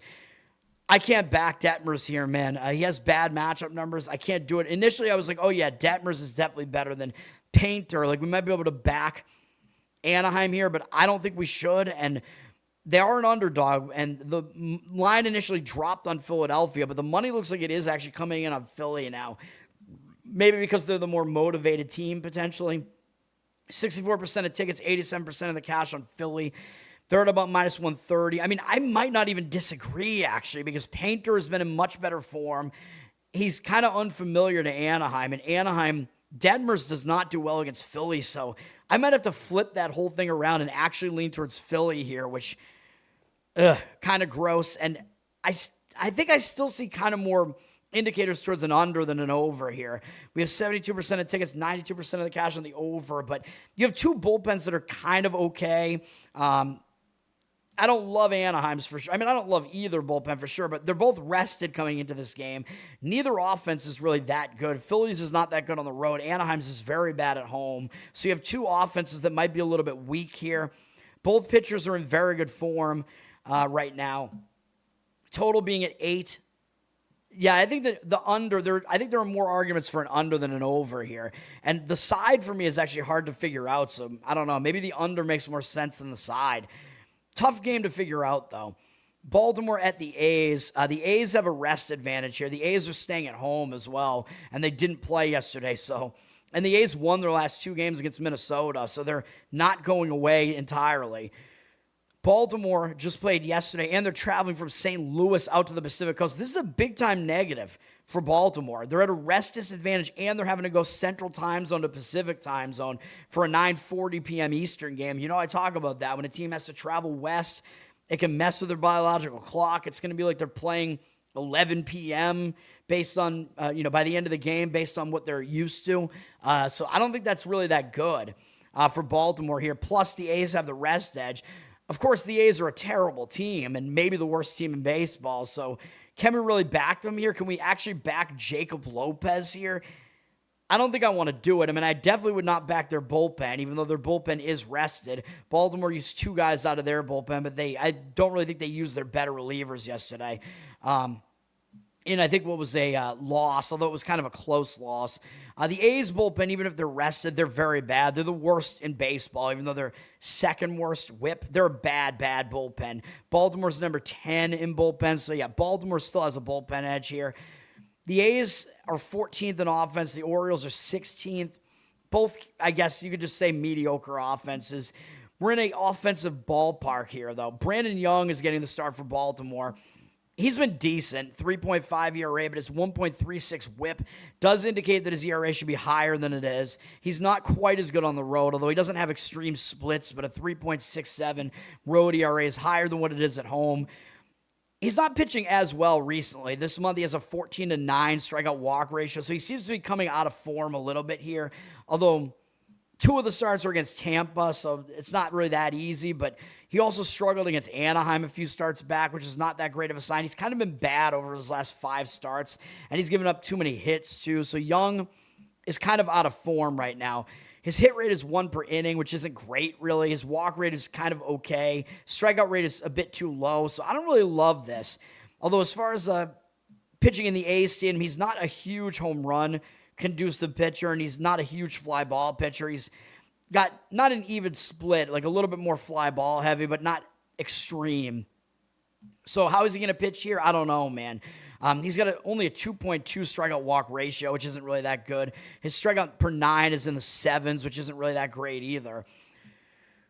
His numbers against the A's.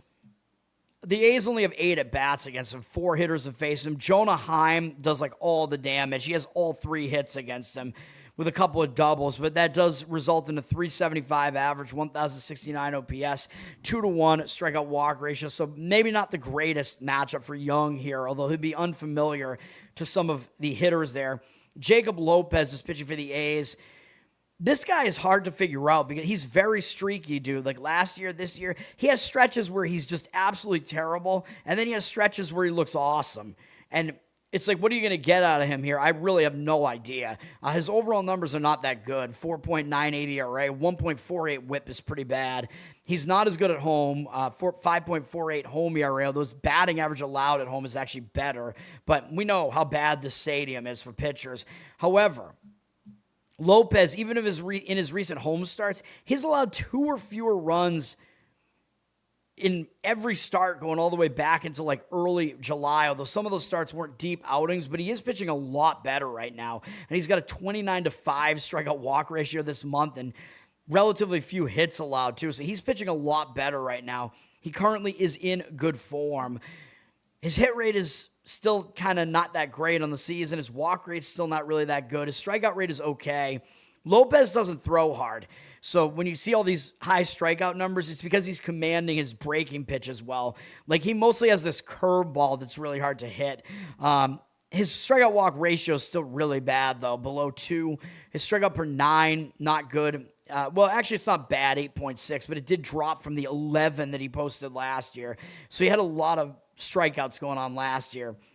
His numbers against Baltimore are pretty good. In 22 at-bats, 227 average, 625 OPS, 6-1 strikeout walk ratio. I'm going to lean the A's here, man, but only do it in the first 5. There's no way you can back this bullpen.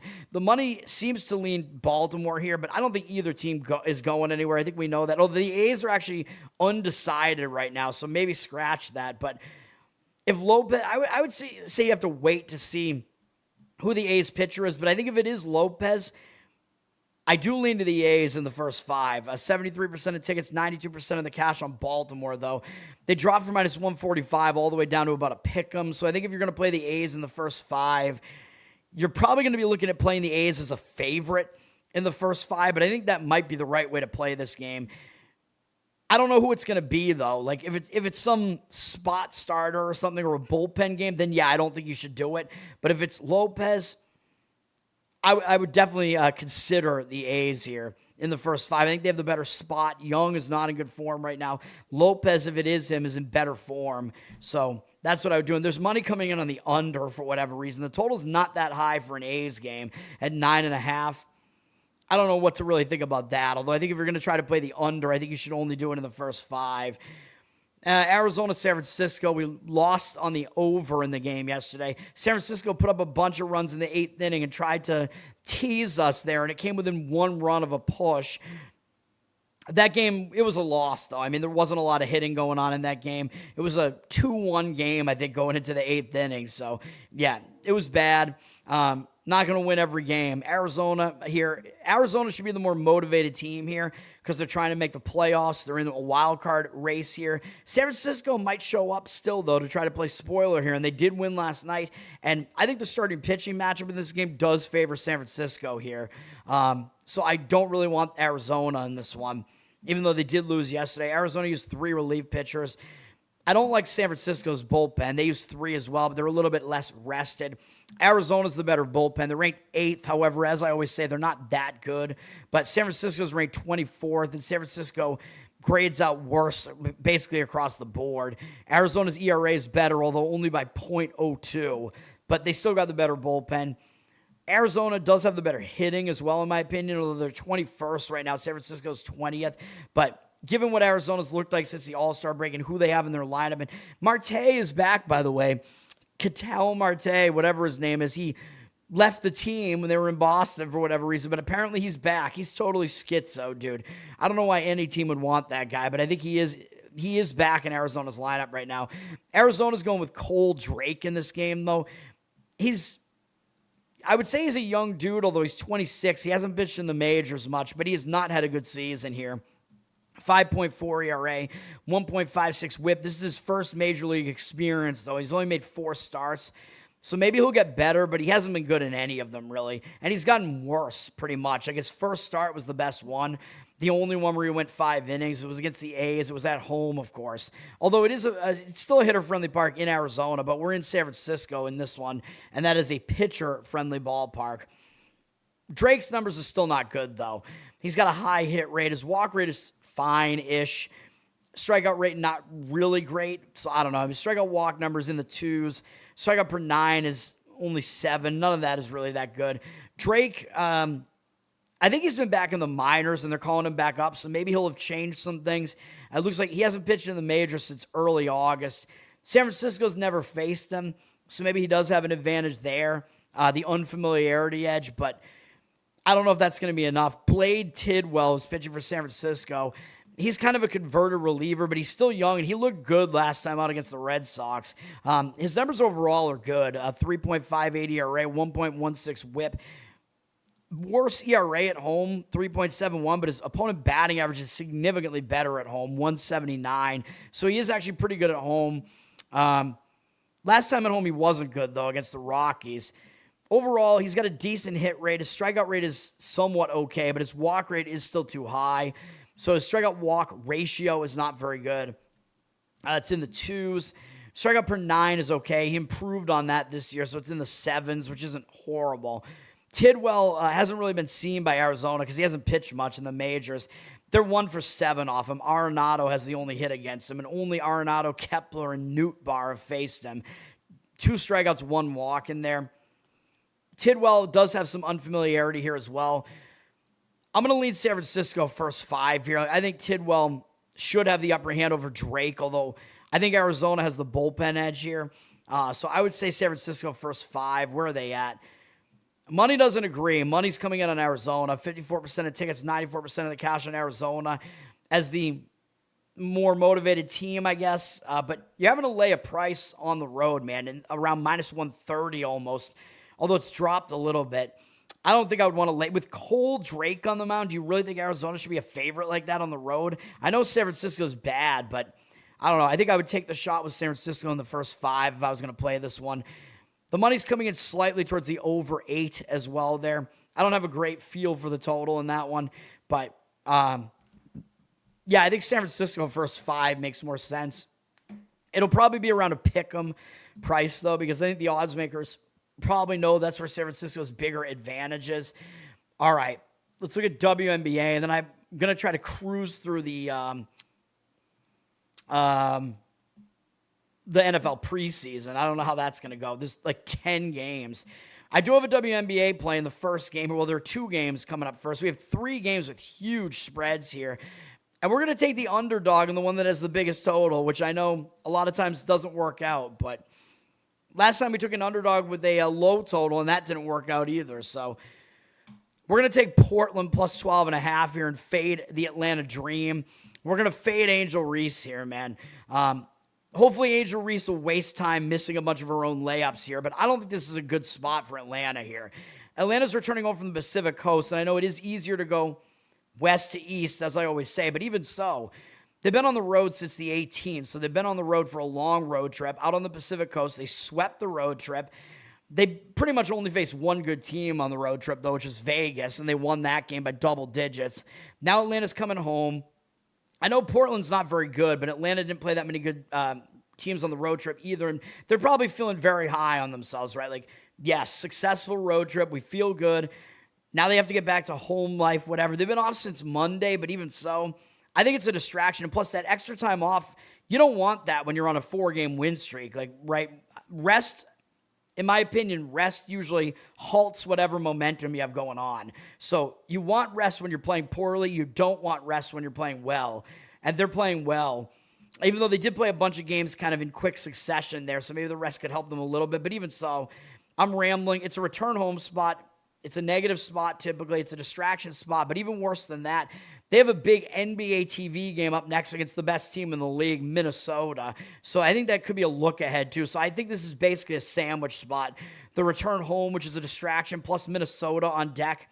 I don't see them paying attention to Portland here, even though they did actually lose here to Portland back on July 11th. Portland actually came in here and beat them by 11, and that wasn't even a particularly bad spot for Atlanta there.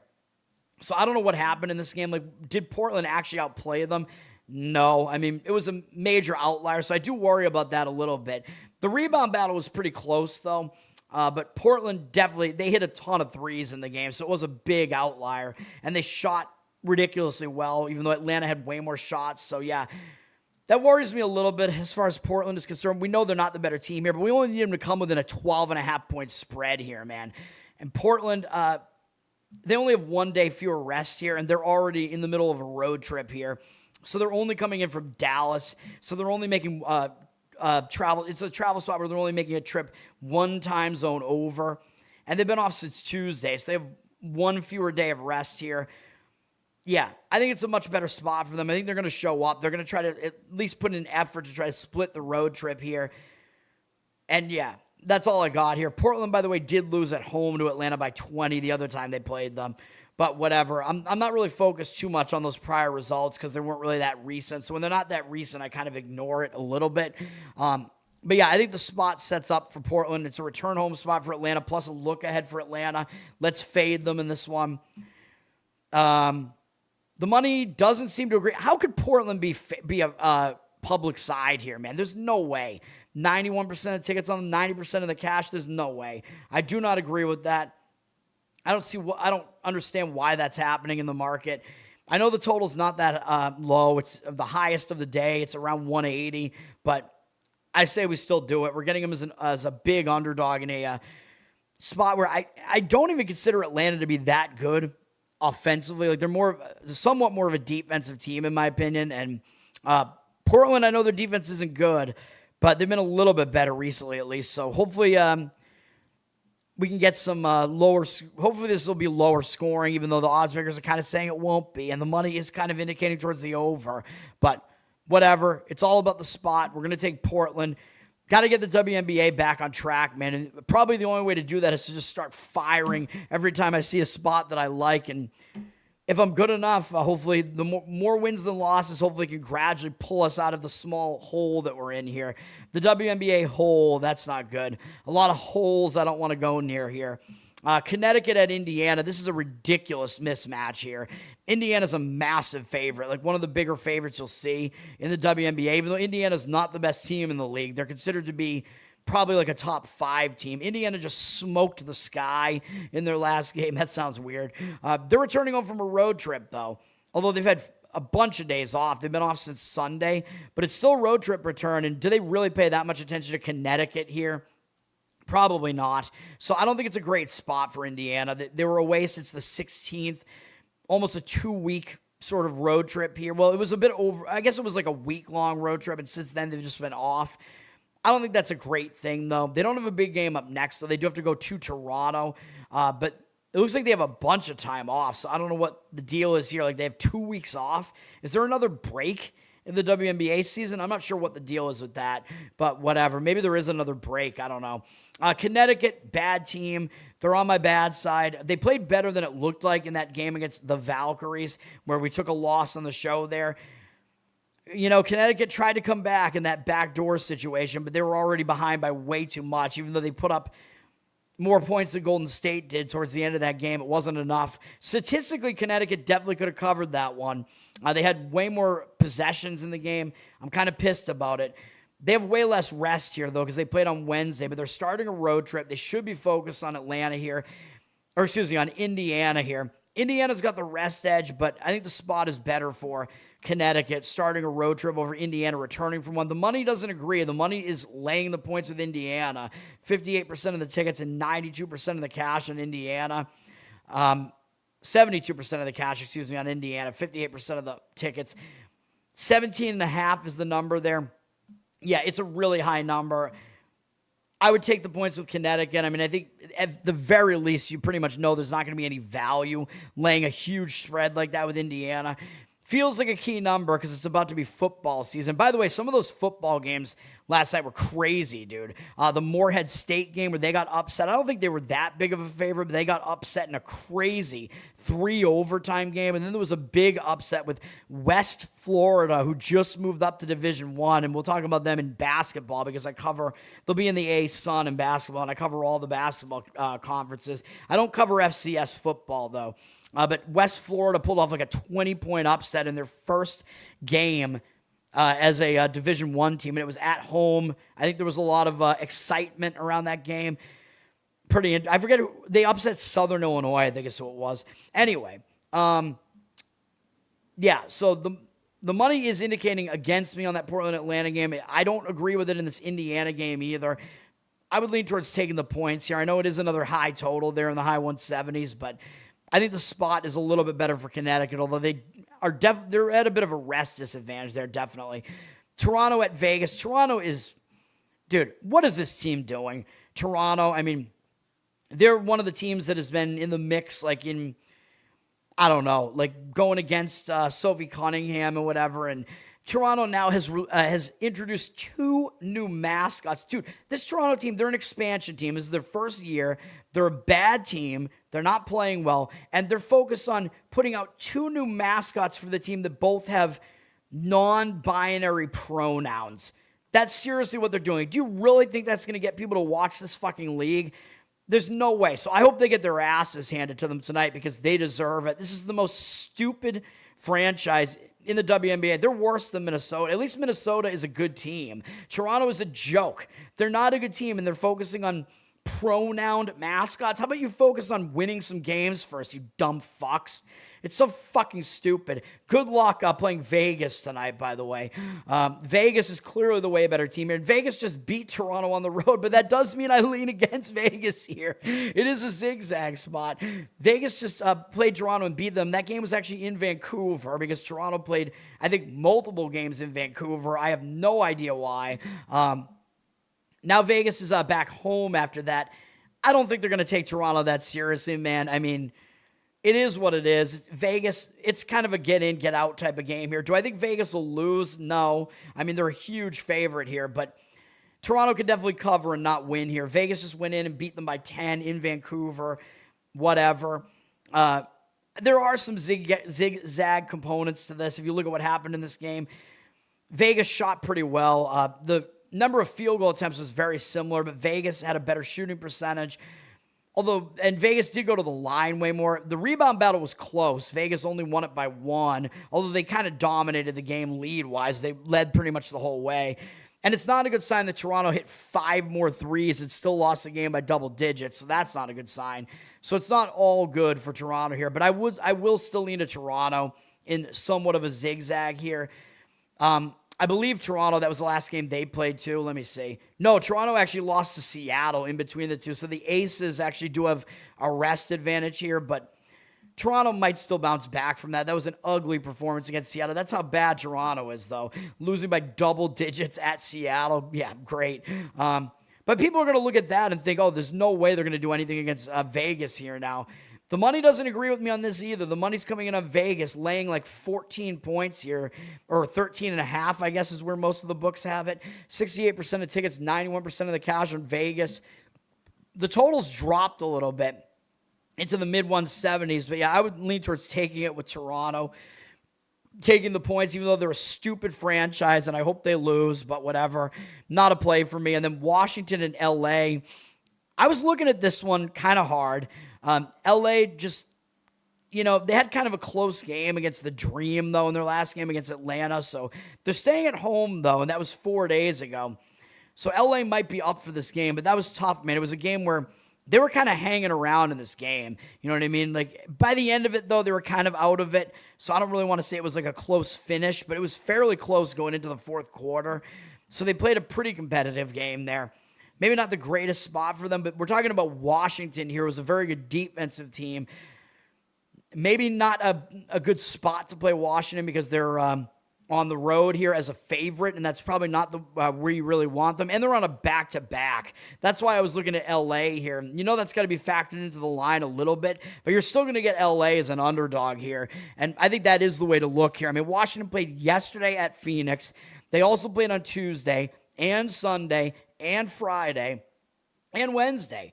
So look at, this is a rarity in the WNBA. They're on a back-to-back, a third game in 4 days, fourth game in 6 days, fifth game in 8 days, all in different cities. Very, very difficult. You don't even see this in the NBA that much. Like, a spot like this will come up maybe for each team, maybe like a couple times in the NBA season.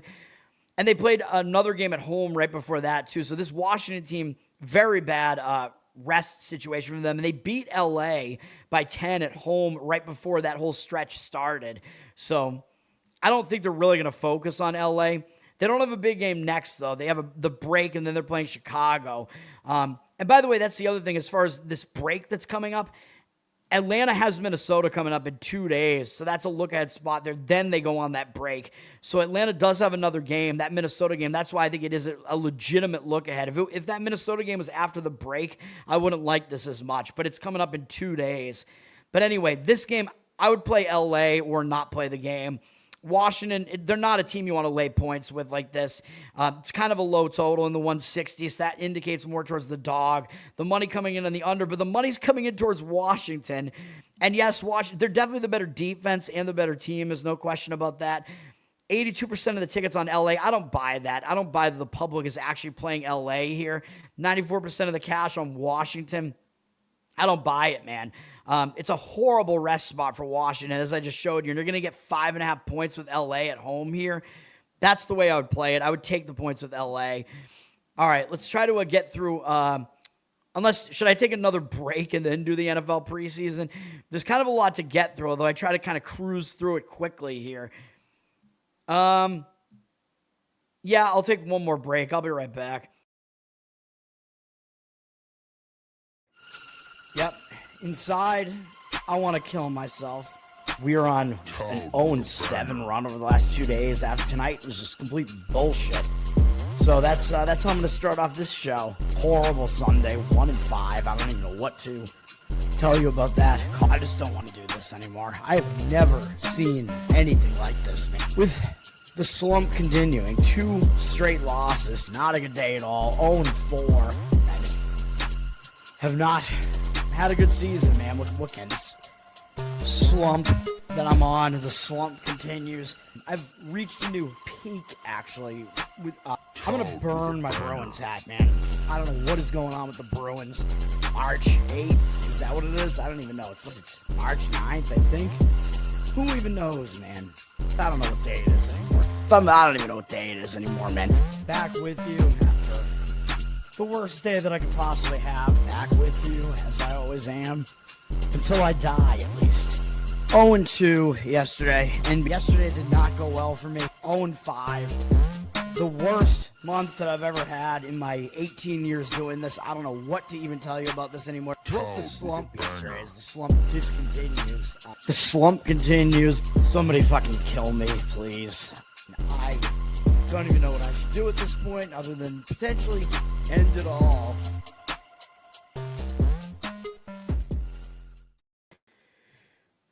All right, NFL preseason here. Bunch of games here. 10 games, I think, is what we have here today. I was correct about Pittsburgh covering yesterday, although they blew the game. I was correct about Cleveland, who won by a lot, and probably because they didn't play Shedeur Sanders. Look at that. One game, they don't use Sanders, and they win easily. Dylan Gabriel actually looked really good in that game, even though I don't think he's good either. And then I think I wasn't right about the other two, though. I mean, NFL preseason is chaotic, man. You got to figure out motivation and quarterback rotation. Here, Baltimore looks like they're trying to win. Like, they've won both their preseason games. They have a new coach, so a lot of times the new coach will try to win. They're going to, it seems like they play Washington every preseason. Baltimore is coming back from Minnesota here in this one. Or actually, I forget what order these games are played in. I think that's right. They're coming back from Minnesota here, whatever. I don't even remember that game happening. Now, Washington, Dan Quinn doesn't care about the preseason. They're 1-2, they're 1-1, in the preseason. As far as Washington's quarterback rotation, I don't think we're going to see Jaden Daniels here. I don't even know if they've used him in the other ones. If the starters come into these games at all, they're not going to be in for very long. Marcus Mariota is questionable, so I think Washington is going to be using Hartman and Kaliakmanis for the most part in this game. Hartman has not looked good in preseason, and Kaliakmanis has actually looked pretty good. So we'll see both of them here. I don't know if that's good or not, but the fact that they're trying to test them out means they might be trying to do some things on offense here. For Baltimore, Lamar Jackson likely not going to play here. Tyler Huntley is a very experienced backup. For most of his career, it seems like he's been Jackson's backup, so he does understand the Baltimore system, even though they have a new coach here. So he's got experience when he's out there at least. And then Joe Fagnano has looked awesome, actually, in preseason. So he's probably going to get a big look in this game because they want to see what they have in him. So it's, the quarterback rotation I think is decent on both sides. I think I kind of like Baltimore here. The money does seem to agree with this. They're -3, -3.5 here. 64% of tickets, 93% of cash on them. I think they have the more motivated coach here. And, the quarterback rotation seems a little bit better for Baltimore here because the guy that they aren't really trying to see anything from, Huntley, is an experienced quarterback, at least, that might go out there and do a good job anyway. So that's what I think there. Atlanta and Miami, I mean, these two teams probably two of the teams that are getting made fun of the most out of all the teams in the NFL. Atlanta did win, though, in a blowout. I told you, man, after Atlanta was the laughing stock after that game against the Broncos, I told you Atlanta was a look against that in that game against the Colts, and they wiped the Colts. Really good performance from Atlanta, but where does the reality lie? I don't know, probably somewhere between the two, although Atlanta, with the new coach, Stefanski, I don't think he's a good coach, but they're trying to win under him, it looks like, at the very least in preseason. As far as Atlanta's depth chart, I don't know about this QB situation here, man. Tua has not looked good. Penix might be hurt. So you might see a lot from the other two guys. Cooper Rush, who's, you know what he is at this point. He's a kind of an NFL veteran at this point. He's been around for a while. He's experienced, so he'll give you some experience out there. But Jack Strand, I think he's going to wind up being Atlanta's starter at some point, man. He's the Division II quarterback, and he looks pretty good. He's kind of been the talk of the preseason so far. So it's interesting. You might see a lot of Strand in this one. And then let's see. I'm not quite sure. I don't want to totally guess what these guys are going to do. And maybe they want to give Tua another look here and give him more chances. Who knows? Miami, they have not looked good in preseason. They're 0-2. They have a new coach there. You'd figure the new coach would be motivated. They have looked real bad, scoring 7-3 in their two preseason games. But a lot of times when that happens, that team is worth a look in their next game. You know what I mean? Because nobody wants to lose like that. Nobody wants to be that bad. Miami might be a very bad team this year, though, man. We'll see what happens. But I don't hate their top two QBs here, Willis and Quinn Ewers. I don't know. I mean, we'll see. Maybe Ewers isn't really that good, but we'll see. And then they also have Cam Miller and Mark Gronowski. I mean, I don't know, man. I mean, it's not their best quarterback rotation. And I don't know if Willis is getting into this game or not, because he will be their starter at the start of the season. Ewers, I think they want to keep taking a look at him because they drafted him last year as possibly one of their next QBs that they're going to have there. Atlanta's favored at -4.5. The money is coming in on Miami. Actually, Atlanta's at 3.5. My mistake. ESPN said 4.5, but 3.5 looks like it's the predominant number. 59% of tickets on Atlanta, 59% of the cash on Miami. So the money is coming in on Miami. By the way, of course, as I usually mention, we have a lot of low totals here. They're all in the 30s. It's preseason. The games tend to be lower scoring. And as I always say with the totals, I think it depends on how vanilla is a team going on offense. If a team just doesn't have any quarterbacks, they're really trying to see what they have, and they're all right for the regular season to start, you know what I mean? Possibly Seattle might be one of those teams. You might not see a whole lot out of that team's quarterbacks, you know what I mean? So that's the type of situation where maybe unders make more sense. Anyway, this game, I mean, the money's saying Miami. I don't know, man. I mean, they've looked so bad that maybe they are worth a look here. I don't really love their quarterback rotation, though. Even though you can make fun of Atlanta's Strand is fairly good. I don't know, man. I mean, maybe Miami is the right side there, but that game's difficult to figure out. And it's, again, preseason, I don't do anything with it, really. I'm just talking about it. Carolina against Houston. Carolina's played 3 preseason games because they played the Hall of Fame game. They won that game. They lost to Buffalo, and then they beat Jacksonville in their last game. And now they're coming back home. This will be their only home preseason game. So maybe Carolina does want to show up here. Houston, they look like they might kind of just be going through the motions here. They should have, I mean, I don't know if they should have, because Mendoza really helped them out with that bad pick 6 in that game against the Raiders, but Houston blew the game late against the Raiders. Houston looked like they didn't really show up against the Chargers, and now they're going on the road here. I don't know. Houston should have a good season here, but to me it seems like they're not really focusing on preseason, although their coach Ryans actually tends to try to win in preseason, so I don't really know what they're doing here. Maybe after 2 losses, maybe they do want to try to win a preseason game, though. I don't think that you're going to see much of Stroud. Stroud actually played in the last game, I'm pretty sure. He was in there for a little while, so he's probably not going to be in this game. It's going to be Davis Mills for the most part, but Houston, they know what Mills is. He's been their backup for forever, so they don't need to see anything from him. They got Rippon as their other quarterback. He'll probably get a look in this game too, but I think he's a guy that's been around for a while too, so I don't think Houston's going to do anything crazy here. To me, it doesn't seem like they're going to be that motivated, really. They don't have any quarterbacks to try out, so I think they're going to be going pretty vanilla in this one, it looks like to me. Carolina might try harder here. I mean, who knows? Even though they've been trying in their preseason games. Don't know if we're going to see Bryce Young. Haynes King has been hurt, and he looked good in that Hall of Fame game or whatever. I don't know how much he's played since then. He's an interesting dual threat QB, though. But if it's going to be mostly Kenny Pickett here, I don't think Carolina's going to do much with him, man. I mean, we know what he is at this point. He's been around for a while. He's not the greatest. So I don't know. This game might actually be more of an under type of game here. The money is somewhat coming in on the over, although the over is public. Looks like there was a little bit of movement towards the under early. It's in the mid-30s here, so you're not on any key number here. Maybe an under in that game. The money looks like it's indicated towards Houston, which I don't really love that. 57% of tickets, 54% of the cash on Carolina. Houston's favored. You'd think Houston would be public, but I guess the public is so fickle. They're like, well, Houston's looked bad in preseason, even though you got to think everybody thinks Houston's going to be the better team once the season starts, but maybe not because the public doesn't like these defense-oriented teams, and that's what Houston is. Carolina's kind of the flashier team, like offensively and whatever, so I don't know. Money indicating towards Houston. I don't have a great read on it, man. I think maybe an under in that game, but I got nothing. An under might be correlated more towards Houston, though, because they want to just kind of play defense, and to me, it seems like they're not going to do much on offense there. We do have New York, the Frank Sinatra game. Giants and Jets are playing each other, both playing in their home stadium. Who's the home team? Apparently, the Jets are considered the home team here. Jets looked good last time out. They beat the Steelers. So the Jets have actually looked okay in preseason. Maybe the Jets are actually not as bad as we think they are, man. I don't know.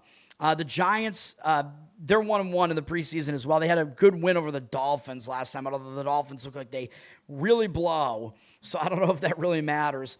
As far as the rotations here, Jackson Dart, I don't know. Did he play in the last game? I'm not sure. Look at their schedule here real quick to see if we can gauge anything from that. It looks like it was a lot of Winston. I don't know. If Dart played, he didn't play that much. But, of course, oh, no, he did. That's right. We saw him because he got sacked, and everybody was like, oh, Dart, taking another hit. I'm like, that was in the first preseason game, I think. I'm like, yeah. Like, of course, he took a hit when the entire offense couldn't block anybody. I don't know. So probably Dart won't be in this game because he is kind of an injury risk. Jameis Winston has looked pretty good, I guess, in the preseason, but I don't know. They don't really need to see anything out of Winston, right? Although he is a gunslinger. So when he's out there, he's going to be trying to have fun and chucking the ball around, probably. And Jim Harbaugh, you know that he does have a tendency to try to win preseason games. Or, excuse me, John Harbaugh. But once he lost his long streak that he had, he kind of stopped doing that. They got Brandon Allen and Jake Hayner as well as their other quarterbacks. I don't know what's going to go on with any of that. But, yeah, the quarterback rotation I don't think is that conducive to a really high-scoring game out of the Giants here. And Dart probably won't be in the game. The Jets, I don't know if we're going to see Geno Smith or not here. I don't like who the Jets have here as their quarterbacks. They'll be trying them out to see what they have with Nick Cook. I don't know if any of them have really looked that good in the preseason, though. I mean, maybe I'm not paying enough attention. Yeah, I mean, we don't see, insane stats coming out of these games here, so I don't know. I don't think I like this Jets quarterback rotation here, man. This game might be another under type of game. The money is definitely indicating on the under in this one. 55% of tickets, 92% of the cash on the under here. Money indicating on the Giants, 58% of tickets, 89% of the cash on them. They're -3. I kind of agree with both. I think the Giants do still have the better QB rotation, even if it is just Winston chucking the ball around. Winston's definitely a talent. Jets, I don't know if we like any of these young guys they have in their rotation here. But an under makes some sense. I think the game might be a little bit vanilla as far as the offense on both sides. Tampa Bay and Jacksonville. The Battle of Florida, I guess, or whatever. One of the battles of Florida. Jacksonville's 1-1. They just lost pretty badly to the Panthers. Maybe they do kind of want to bounce back here, but I don't know, man. I mean, how much does this game really matter to these two teams? Who knows? Tampa Bay has won both of their preseason games, so they've looked pretty good. You know, I mean, maybe they take a step back here in this game. Tampa Bay, I don't know if they've used Mayfield yet in the preseason. I think they might have used him already, so I don't know if we're going to see him at all here. But you look at their rotation is, I don't think very good. Jake Browning, we know he was a backup for Burrow for a while, kind of a lifetime backup. He was bad enough that Cincinnati went out and got Joe Flacco, so don't think he's good. Basilak, I guess, has looked good at times in preseason action. And then they might try to take more of a look at Jalen Daniels, not Jaden Daniels. Jalen Daniels, who Jaden Daniels will probably sue for having a similar name. Jalen Daniels out of Kansas is a recent draft pick from Tampa Bay here, so they might have him out there taking an extended look of him. I still don't like this QB rotation, though. And they're going up against Jacksonville, who I don't know if Trevor Lawrence is. I think Lawrence might have already played in the preseason too, but I could be wrong about that. Behind him, they just have Nick Mullins, and I have no idea who Carter Bradley and Joey Aguilar are. Maybe it's just that I don't know enough about who these QBs are, but this again seems like maybe another low-scoring type of affair here. The money seems to be kind of backing the over, though. 69% of tickets, 90% of the cash on the over. I think I would probably slightly lean under in this one. Total is one of the lower totals out there. It's still above that somewhat key 34.5, though. 34.5, 35 there. Money coming in on Tampa as well. 52% of tickets on Jacksonville, 68% of the cash on Tampa. Tampa is a 2.5-point favorite.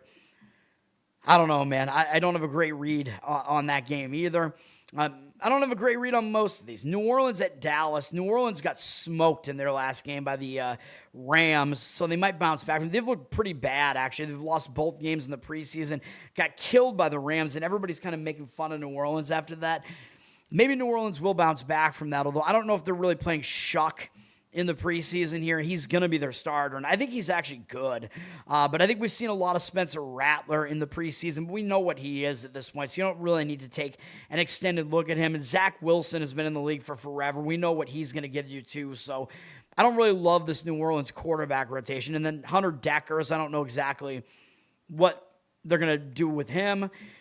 Dallas, I think Dallas has actually looked good in the preseason. I know they beat Seattle, and their defense held Seattle way down, which is kind of surprising. And then Dallas smoked Arizona in their last game. So you have an 0-2 team against a 2-0 team. And I think maybe you do want to look towards the 0-2 team when you have a situation like that. Maybe Dallas has looked too good in preseason. I don't know if Dak has been out there at all, but the thing about Dallas is I don't know if they've figured out who their backup is. I think they're still trying to figure out who their backup quarterback is between Milton III and Sam Howell.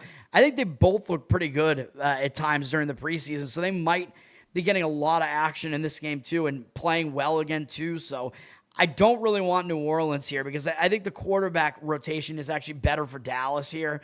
Let me see. Money is indicated towards Dallas, even though they're like a 2.5-point favorite, 3-point favorite. It looks probably too easy to play Dallas here. 68% of tickets on them, but 94% of the cash on them as well. I don't think I disagree, even though usually I want to kind of look towards the team that's looked really bad, like New Orleans coming off a disgusting 34-0 loss and not having won a preseason game. I don't know. The QB rotation is just better for Dallas, so those are the things that are in conflict there. Arizona and Green Bay. Arizona did just lose to Dallas. Like I said, they played 3 preseason games already because they played the Hall of Fame game. They're only 1-2. Carson Beck is actually hurt right now for Arizona. He looked good in the Hall of Fame game. I think he might be good eventually, but he's been hurt since then, so I don't know if he's going to play here, which might mean Arizona goes a little bit more vanilla here because I don't really think Brissett's going to get out there. I mean, he's been around for forever. You know what he is at this point. He's already been in this system for a while. Gardner Minshew might be out. Gardner Minshew the second. He might be out there for a bit. I like Minshew, man. I mean, he's a veteran, but when he goes out there, he might be trying to have a little fun. Trying to win the game. And then Keaton Slovis, I guess, has looked somewhat good at times. So you're probably going to mostly see those two guys out there for Arizona. I don't know how good that really is. Green Bay, Jordan Love was out there last week in their game on Friday, I believe. So he played a little bit, but they've been using Kyle McCord a lot. They beat Denver last time, and they looked really good in that game against Denver. Maybe too good, but again, it's preseason. Jordan Love was out there for a little bit. I don't think he's going to play in this game. They got him some playing time last week. They don't want to get him hurt. And then it's Tyrod Taylor, who definitely is experienced and is a dual threat, so he at least might be doing some crazy stuff when he's out there. They've taken that extended look at Kyle McCord, though, because they might like him as maybe more of their backup. Like, they might be still trying to figure out who their backup really is here. So they might be giving those quarterbacks some crazier plays for that reason. The money's coming in on Arizona, though. 53% of tickets on Green Bay, 55% of the cash on Arizona. Arizona's actually, they opened as a favorite, and now Green Bay is kind of a 1-point favorite here, but I think it does look kind of too easy to play Green Bay, the team that everybody kind of knows is the better team. But it's not going to be Jordan Love out there, you know. I don't know if Carson Beck is supposed to get some more play. Like, is he actually going to be back here? I don't know. Money's coming in on the over. The over kind of makes sense in this game, actually. The total is one of the somewhat higher ones. It's still below that key number of 37. 62% of tickets, 76% of the cash on the over. I think both teams might be trying to see more from their quarterbacks here, so maybe the over does make some sense in this one.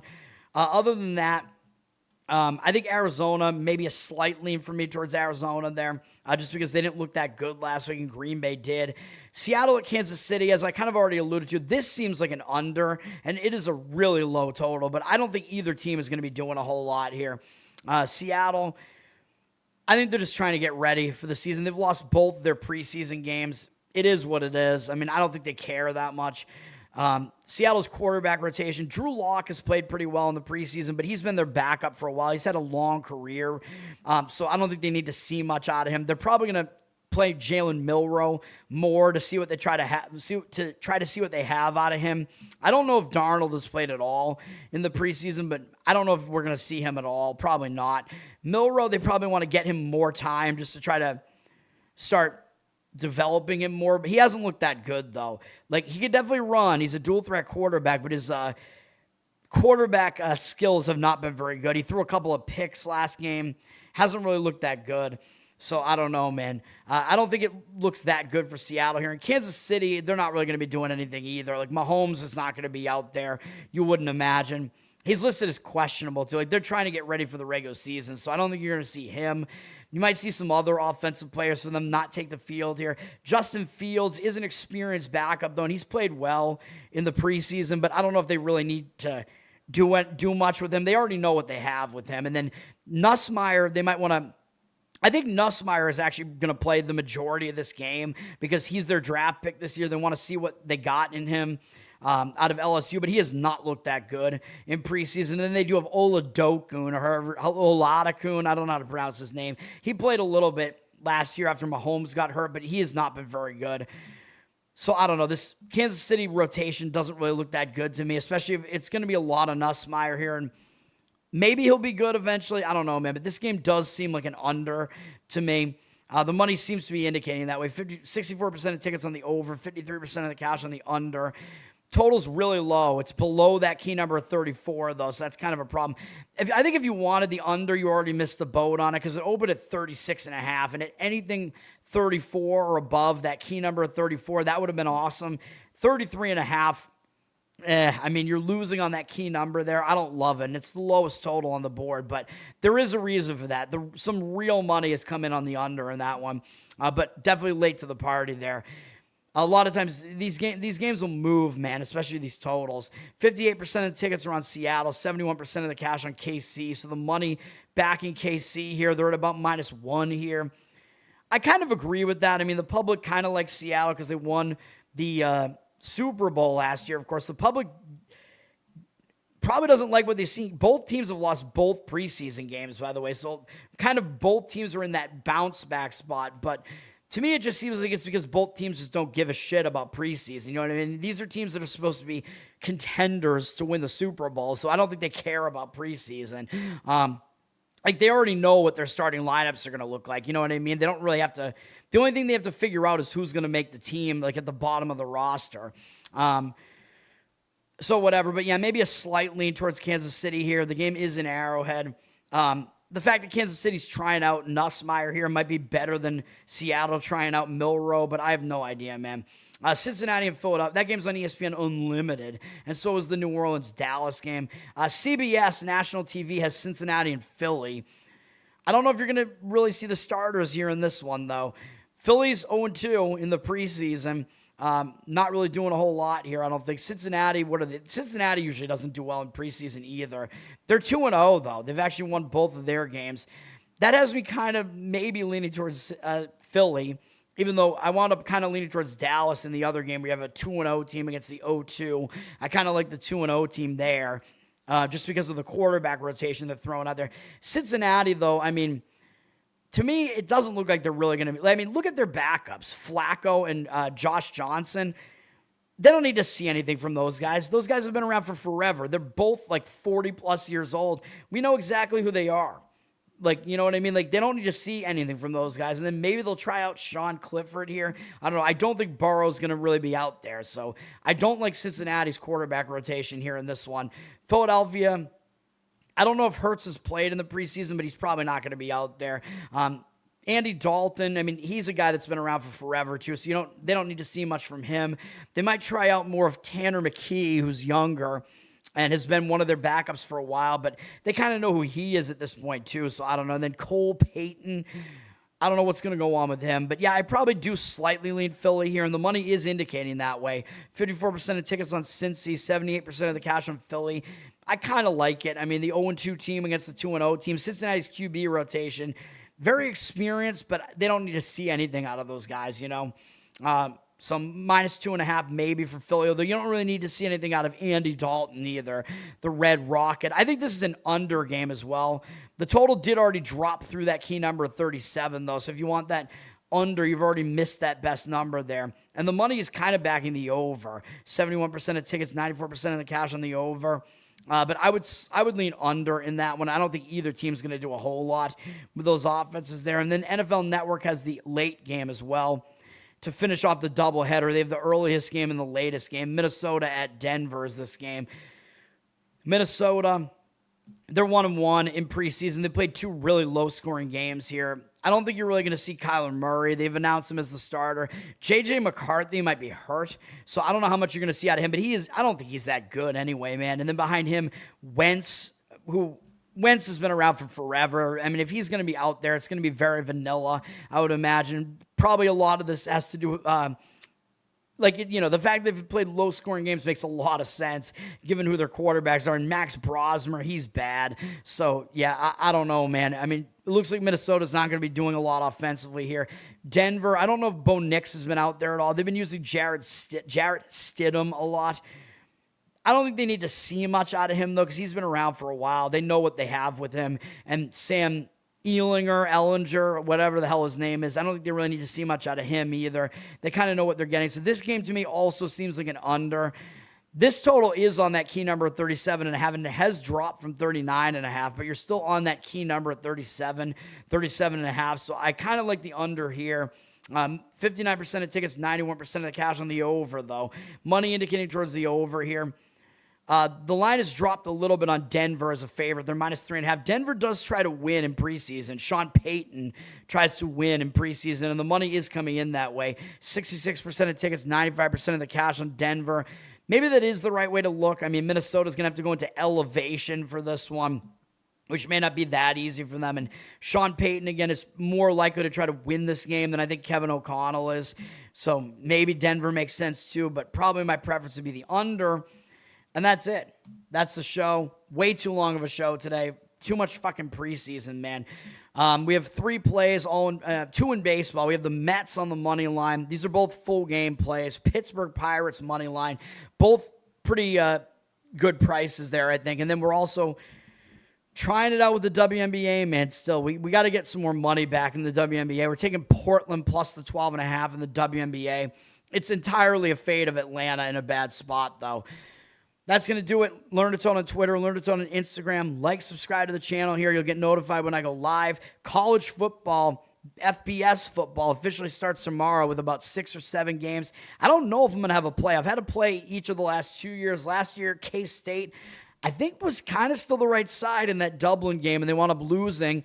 And I had to play in the Dublin game the year before that, too. And it was a nice win with Georgia Tech against Florida State. So that one was a good, big underdog outright win on that one. So those are the ones I remember. I don't know if I don't like the Dublin game this year. Well, I don't know. We'll see. It's the Belichick game. So I don't know, man. It is a revenge game for them, kind of. I don't know. I got to break it down and we'll see. But subscribe and you'll get notified when I go live. I might do the college football show tonight just to get that off the plate, and then I could just focus on baseball or whatever for the morning show. We'll see. But this is that crossover time period where there's just way too much to do. And the extended college football weeks and NFL weeks that are coming, those shows are going to be the night before because that's how I usually do it. Although hopefully the lines are still good enough, but those are such public sports that usually the lines are good enough, except in those smaller college football conferences where you might have missed out on some of the better numbers. And it screwed us on one play last year that should have been a winner with, it was one of the MAC teams. It was a MAC game. I forget. It might have been a MAC team against a non-MAC team. I forget what it was, but I don't know. It was some bullshit. Anyway, and the better number would have still hit for us, but we still should have won that game, and the team blew it. I want to say it was Miami, Ohio against somebody. I forget. Anyway, subscribe, and get all the good content here. And, leave comments, tell people about it, hype, whatever. We're on audio, Apple, Spotify, Spreaker. Covered in Uke is my ukulele channel on YouTube. You can check that out. Patreon.com/LearnToToad if you want to support me that way. What else do we have? Losercast every Tuesday night and the New York Giants G-Spot podcast. Got to figure out what we're doing with that, but that's going to do it. I appreciate everybody. Happy Friday. Let's kick off the weekend right. I'll probably see you guys tonight with a bit of a short college football show, but we'll talk about all those games. It's not too many games. And once we get to the full slates, I'm not talking about every game. It's just impossible to do that, obviously, but I will talk about all the big games. That's going to do it. Peace. If the dark starts talking, hand me the phone. Let somebody answer, let somebody know. You do not have to lose this round alone. Hold on, not tonight, not now.